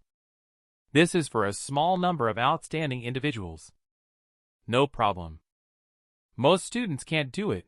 What's the difference between this and jumping off a building? Subsequently, those with exceptional abilities will progress more quickly. They managed to get through with the help of the dark stone, while the rest of the autumn group started playing in the river. After 5 people ran to a hillside, the female instructor stopped. Li Jin then expressed that she could endure for a long time and didn't need to stop intentionally. But most of the students couldn't hold on anymore and still need to take a break. Just when they were resting, Fang Yinrong found it surprising that Bright River hadn't broken a sweat. In his heart, he secretly thought, this distance can't even be considered a stroll. After waiting for 5 minutes, the main force behind finally appeared. I'm more curious about Zhang Yuan. What brand of slippers is this? It's not just durable. Without waiting for their reaction, the female instructor moved again. After the morning run ended, everyone returned to the camp. The earliest returnees, like them, were the top students in other classes. In Li Jin's view, it is very normal. Almost the top 3 students from each city study at the Academy of Transcendence. Liang Dong sat down leaning against a rock and said, these days, those who are not the top scholars, 2nd place, or 3rd place feel embarrassed to mix here. I am from Lu City. What about you all? After a brief chat with a few people, the camp is filled with aromatic scents. It looks like one can have a satisfying meal. After everyone finished breakfast, they then began to make a beeline for their battlefield training theme. From the route map's perspective, it is definitely not simple. This person not only has explosive strength, he also successfully joined a highly prestigious and mysterious organization. But he insists on going to college. What experiences will a freshman have as a first-year college student? As everyone finished breakfast, Commander Loris began to issue the first task. The task was to conduct a carpet search within a radius of 1 kilometer along the route of the morning run. Do not overlook any tree holes, burrows, or caves to ensure all beast eggs are cleared. If any omissions are found, do not act on your own if a red beast is discovered. You must go to the designated location to launch a signal flare for reporting. The dean immediately said, the results of this field training will be recorded as credits. Upon hearing these words, everyone was motivated. When they see the red beast, they must take action on their own. Before setting off, everyone is busy devising their own search plans for their teams. Li Jin adjusted his glasses and said, I've done my homework. The group of red eyes calamity beasts like damp and densely bushy areas. There is a particularly thick bush on our morning run route. We can go there. After this analysis, he gained 2 young fans directly. I didn't expect Brother Li Jin to be so meticulous. So everyone set off towards the bushes downstream of the river. Because the bushes were long and dense, this student was about to use a spiritual skill to clear the way, but was stopped by Bright River, who advised saving spiritual skills for later use. Before the sentence was finished, Li Jin interrupted, saying, "You can use it as you please. As long as Red Beast dares to come, I will messily kill it. The one mowing grass is the tool man, Stonehammer." Fang Yinrong saw that Bright River hadn't finished speaking, so he curiously asked him. Bright River then explained that if there were a Red Eyes Calamity Beast, they would have already exposed themselves by clearing the grass, which would scare off the Calamity Beast. He then smiled slightly, saying that it didn't matter because the chances were too small, especially since the instructors had already cleaned up in advance. He noticed that Fang Yinrong didn't believe him. He then analyzed. When the instructors lead us for morning runs, not only do they provide clear routes, but they also lead us straight back to the camp without taking detours. Clearly, while we were asleep at night, the instructor ran through the route and checked the surroundings. Since it has already been checked, why are they asking us to find a hammer? I have also done my homework. Red Eyes Calamity Beast's insect eggs are not big. I suspect the instrument cannot scan them. He stopped at this moment. He was very certain and said, "This place definitely hasn't been checked by the instructor." Regarding Fang Yinrong's doubts, he said helplessly, "Are you blind? Look at what this is, Bright River." Just as he was about to raise his hand to punch it, it slipped away very quickly. Just as he was about to chase after Bright River, a series of wails came from behind, originating from the direction of Li Jin and the others. It looks like something has happened. And they did not encounter the red beast, but instead stabbed the red beast's nest and were scared. Upon Fang Yinrong's arrival, they immediately confessed about missing the red beast. Li Jin hurriedly asked where it was. This was a great opportunity to make a meritorious achievement. But Bright River disagrees. The situation here is serious. We must inform the instructor. The two of them started quarreling like this just because they couldn't agree. Indeed, even if the teammates wanted to stop it, they couldn't. These 2 freshmen started quarreling over a small matter. This person advocates sacrificing oneself, while the other one is more composed, advocating to call their dads to come over and fight together as a group. After all, this way is more stable. The squad leader Fang Yinrong, considering everyone's safety, approves Bright River's approach of calling Li Jin, the dad, to come. When the squad leader acknowledged this, he stopped arguing and instructed, "If you're going, just go quickly. Don't make me lose my credits." At this point, Bright River did not hold back. He quickly arrived at the designated location and launched a signal flare. As the faint blue fire burst open, the nearby instructors quickly arrived here upon hearing the news. Bright River quickly explained the ins and outs when they saw someone approaching. But cries for help were heard coming from the rear. Let him run back early. The reluctant instructor had to stay here waiting for the other instructors, while Bright River, who went back alone, didn't run for long. He encountered a red beast attack. And it's not just one red beast because this is a camper Bright River who has not noticed. Camper seizes the opportunity to bite its butt. Bright River grabs Camper and directly knocks the other one to death. I really admire you, Camper. Another punch smashes this Camper to pieces. From the current situation, it is very likely that this is a hidden nest that frontline personnel have not discovered. Afterwards, he ran all the way here following the sound of the distress call, only to find that there was no one here. However, the appearance of the Red Eyes Calamity Beast that followed surprised him. It could actually speak human language. Bright River remained calm upon seeing this, and prepared to fight back aggressively. However, an unexpected situation occurred as a group of campers appeared, causing the fixed vines to be bitten off.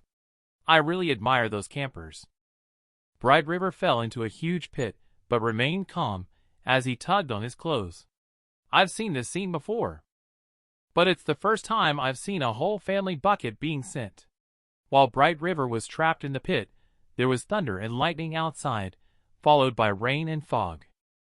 Loris felt a sense of inexplicable fear when he saw this. The instructor beside him said, "It's damp in the mountains. It is very normal for fog to appear in broad daylight." She woke up as if being awakened. This is not ordinary mist, but a deadly red mist. All students must be evacuated immediately to the other side. 3 more instructors have arrived at the Bright River signal point. At that moment, an urgent instruction came from the camp ordering them to evacuate immediately.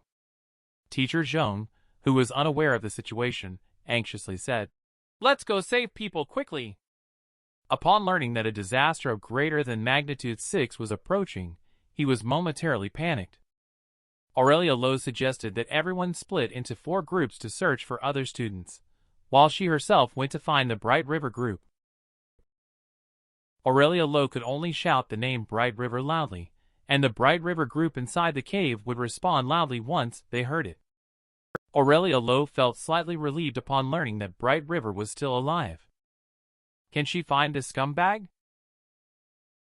What does a man in a deep pit plus a woman equal to? Then you must definitely cultivate immortality properly. But he asked Aurelia Lowe not to walk in his direction anymore. It's easy to get into trouble if a man and a woman are left alone.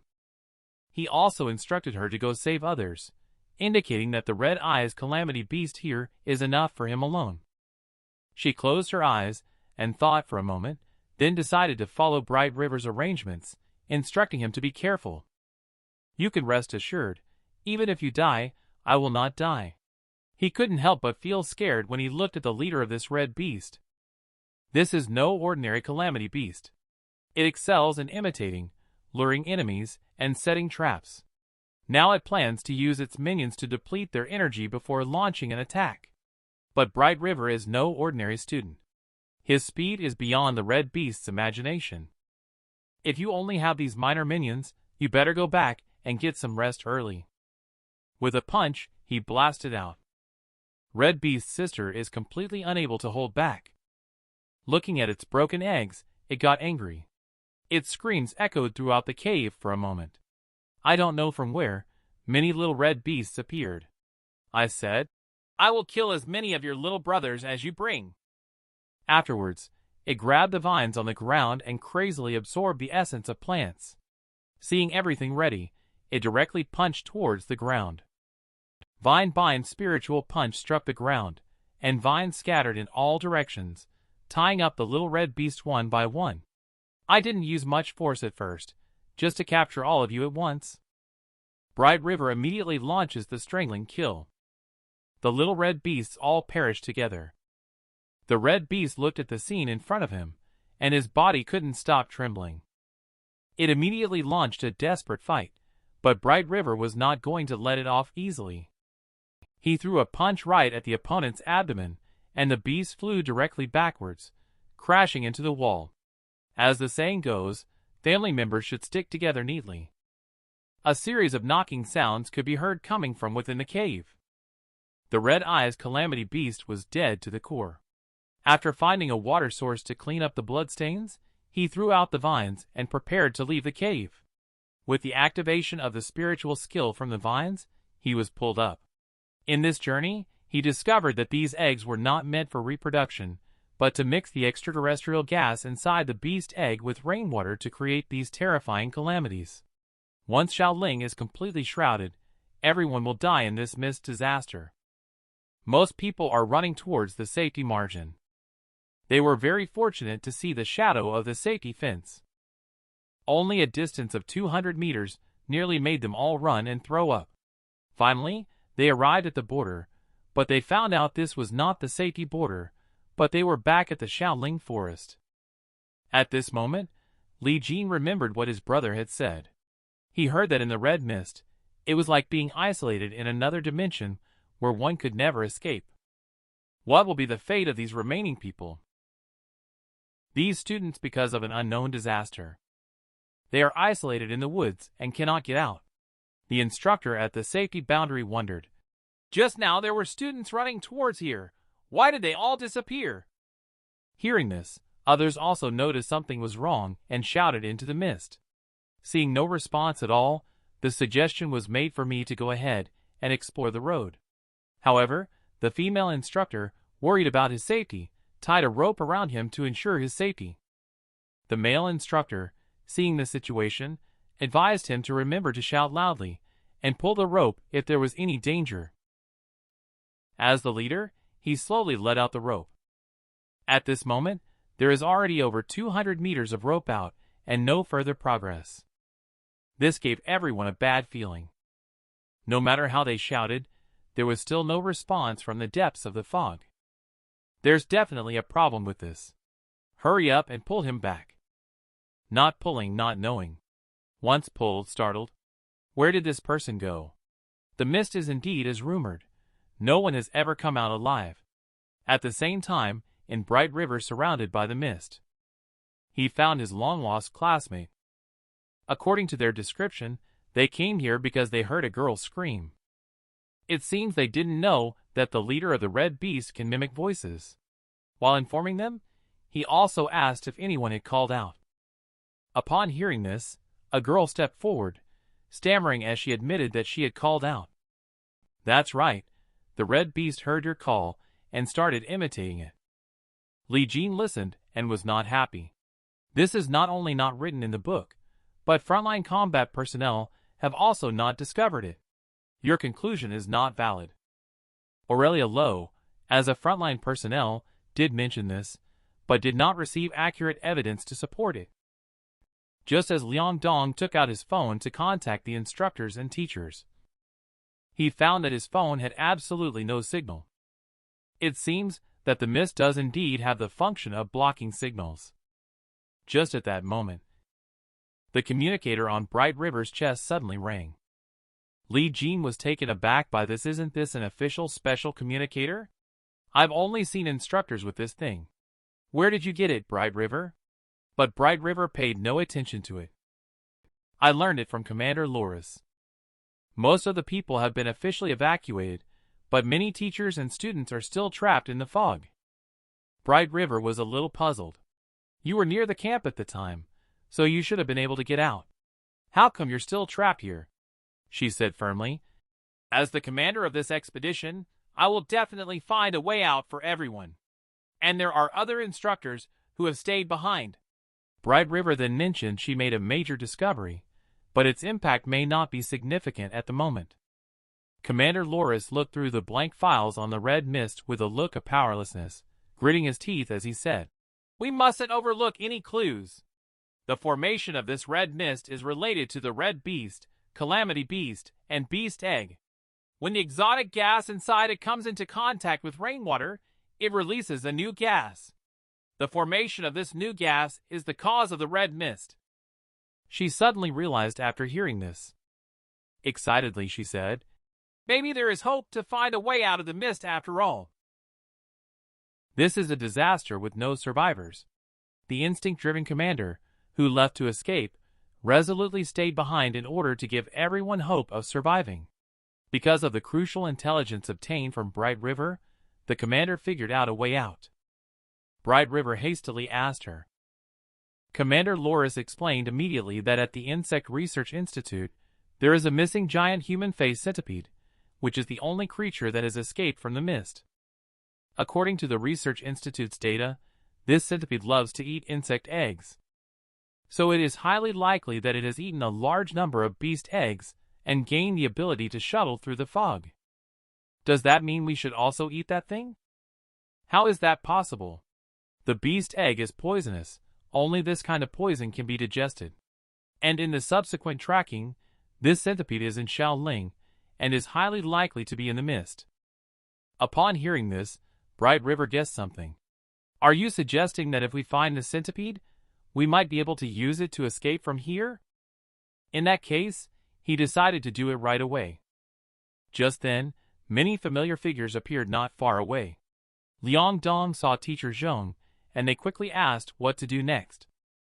Regarding the red mist that the astronomy group couldn't explain, Teacher Zhong can figure it out despite being puzzled. What else can be done? There is no way. Liang Dong was puzzled after listening. Is there really no way at all? I think we can still try to salvage the situation.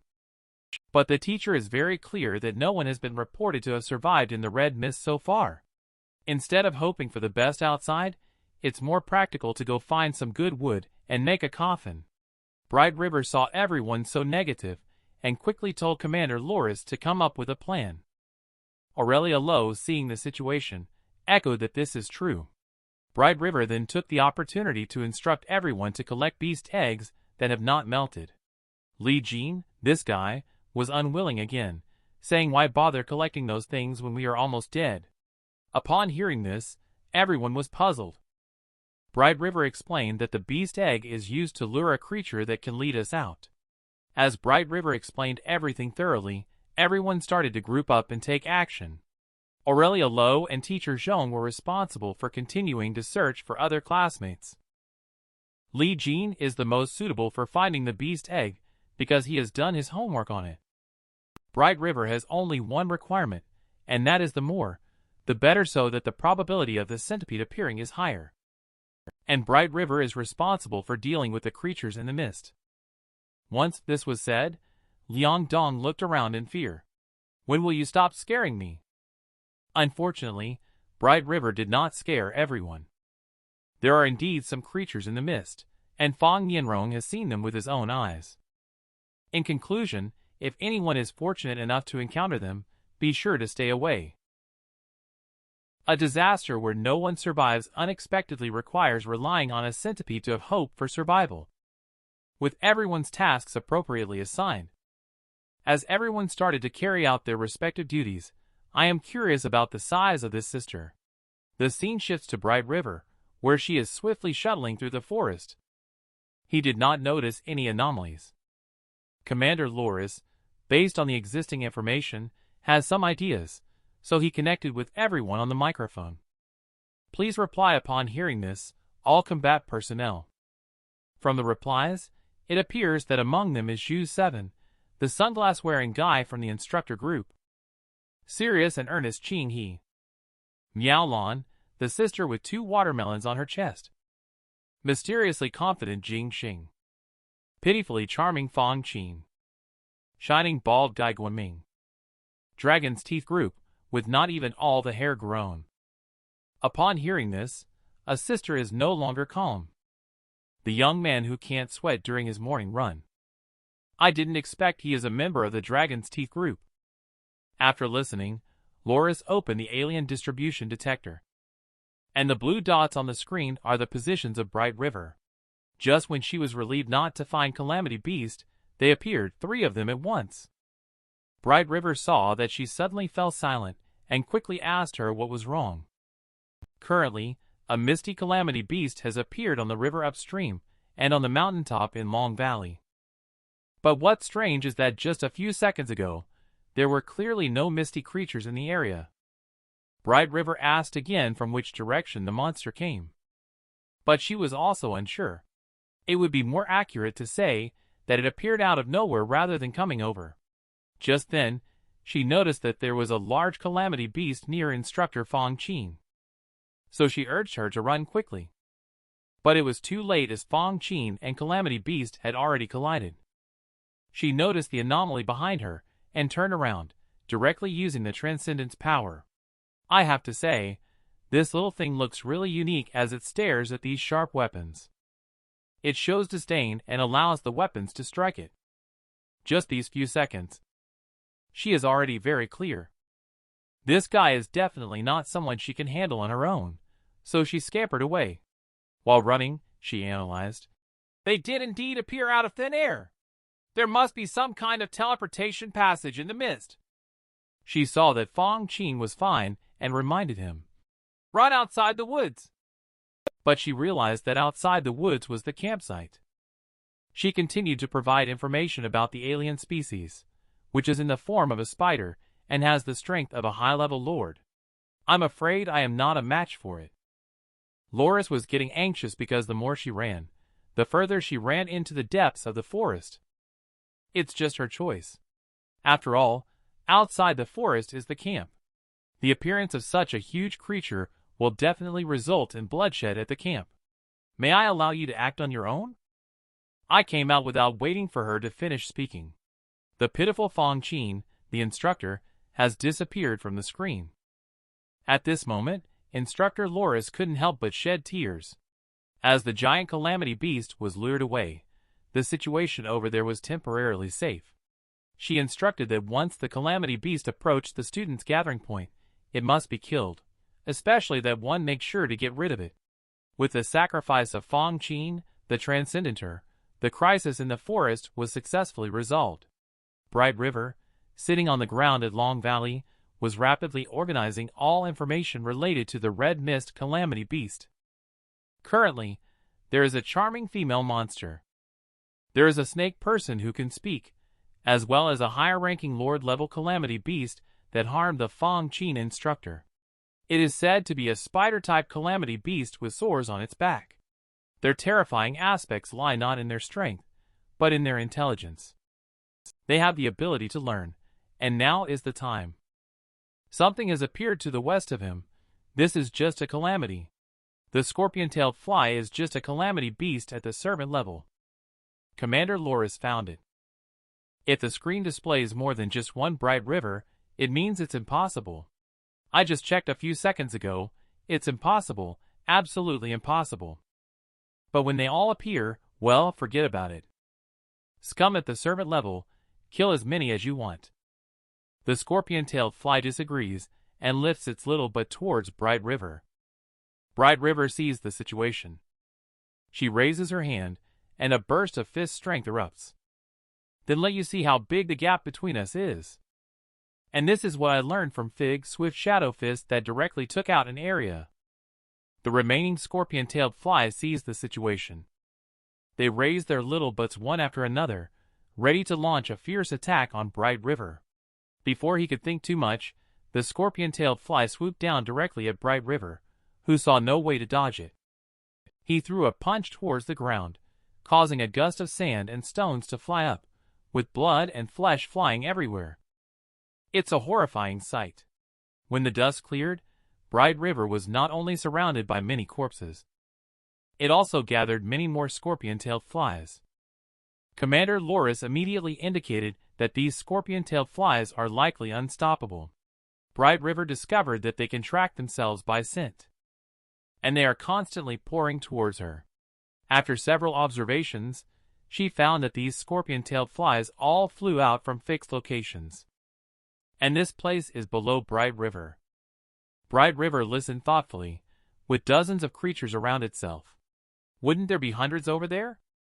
Loris quickly denied him, because you clean fast enough, so the number of dozens has been maintained over there. This made Bright River shudder behind.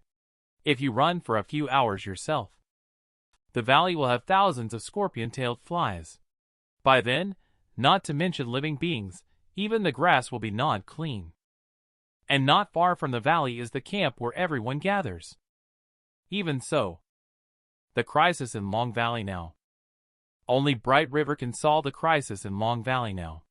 After all, other instructors are facing similar troubles, and requires Loris to switch channels to command. Although Bright River has no complaints and claims that the problem here is not significant, Loris still feels guilty for letting a freshman bear such a heavy responsibility, which should not be the case. She does not want to leave any regrets. She represents the official to pay tribute to him in advance. Of course, she hopes that Bright River will return safely. In a terrible disaster, due to insufficient manpower. As a freshman, he took on the important duty of guarding this place. This made the commander feel extremely guilty, knowing that he would very likely die, but still unable to provide support. He simply said that he would take care of things here by himself, reassuring that they would all die. He was seen rushing off and charging into the group of calamity beasts. At this moment, he was like possessed by a war god. He stood tall among the group of monsters, as immovable as a mountain, as dynamic as thunder. With a raise of his hand, numerous punches were unleashed. Waves of spiritual punch swept through the entire venue. Then, there were bodies everywhere, as the monsters finished their eradication. He quickly arrived at the so-called teleportation channel. Before he could step forward, another group of calamity beasts, the scorpion-tailed fly, rushed out from inside in a flood, but their appearance also brought swirling cyclones at the same time. It seems like I can use that move myself now. He stepped forward. He raised his hand and clenched it, gathering strength. A hurricane fist struck in an instant. All the scorpion-tailed flies around were thrown away in an instant. Their bodies were in ruins. Bathed in the rain of calamity beast, countless bodies fell. Bright River did not linger for long and headed straight toward the teleportation channel. That's enough. Turn off the BGM for me. It's a bit embarrassing. Why didn't I hear the BGM? Shortly after, Bright River started studying the teleportation channel. After observing, the back of this teleportation channel is empty, but many monsters can emerge from the front. Clearly, this is beyond human cognition. Just at this moment, a scorpion-tailed fly swiftly flew out. But Bright River paid no attention. Instead, she continued to ponder. This is probably not a nest of worms, but a passage through another dimension to the mist. In that case, the spider with sores on its back is most likely also coming from another passage. This made him very curious. Since it is connected to another space, what could be there? So he entered without hesitation. He quickly disappeared from Earth. At this moment, on the other side, a head popped out. Bright River, unsurprisingly, arrived in another world. However, the scene here shocked his pupils. In this world, spiders with sores on their backs, known as the calamity beasts, are everywhere. The ground here is suspended in midair. The brown mountains contrast sharply with the golden dawn light. Like hell in heaven, as if it will be swallowed up in the next second. In addition to these, there are also dragon-like calamity beasts, each one at lord level. This is not the most terrifying existence. At this moment, not far away, a huge creature emerged, making the dragon-like calamity beasts tremble. From a distance, this calamity beast's body is tens to hundreds of times larger than the dragon-type calamity beasts, scaring them into avoiding it. Meanwhile, Bright River below is staring blankly, dare not breathe, afraid of disturbing them. In the northern ocean, there is a fish named kun. The kun is so enormous, it cannot be cooked in a single pot. He was really scared by this enormous creature that one couldn't finish eating in 10 lifetimes. In the belly of the enormous creature, several green pieces suddenly fell and hit the floating island near Bright River. And the shining green objects are identified as the scorpion-tailed fly. Looking closer, it reveals the source is human. Driven by the obsession to slaughter all humans, they rush forward. At this moment, Goddess Sister panicked. "Are you a pig, daring to enter any hole? Get out quickly!" And at this moment, Bright River still hasn't recovered from the shock. "You damn murderer, if you don't want to die, get out now." After he regained consciousness, he turned and ran towards the teleportation portal. Now Bright River has been spotted by many demons. The situation is rapidly becoming out of control. Goddess hurriedly ran out. She quickly unleashed Starlight Inferno, preparing to destroy Wormhole Well. After Bright River emerged, Wormhole Well also disappeared. On the other side of the forest, a few tentacles are causing trouble. Where should we head next? I didn't expect this female monster to have such a hobby. I saw her lift the body of Instructor Fong Qin and slowly say, "Let's merge." 3 minutes later, she successfully merged into Instructor Fong Qin's body. What does she want with this body? In the mist, there is a group of lost students. Just as they were wondering where to go, a figure appeared. They thought it was Instructor Fong Qin. It looks like they are saved. Little did they know this was just the beginning of a nightmare. She then opened her blood-filled mouth and bit directly near his neck. She then pulled out his large artery, tearing it directly, causing him to fall down. Everyone watched the scene in front of them and realized that this was definitely not Instructor Fong Qin, even though they were aware of the danger. But because their abilities were too weak, they could only be ruthlessly killed. After finally managing to escape two pursuers, they were tripped by a tree root. This root looks like it has been an actor for years. Another girl noticed. She quickly turned back and reached out to help her.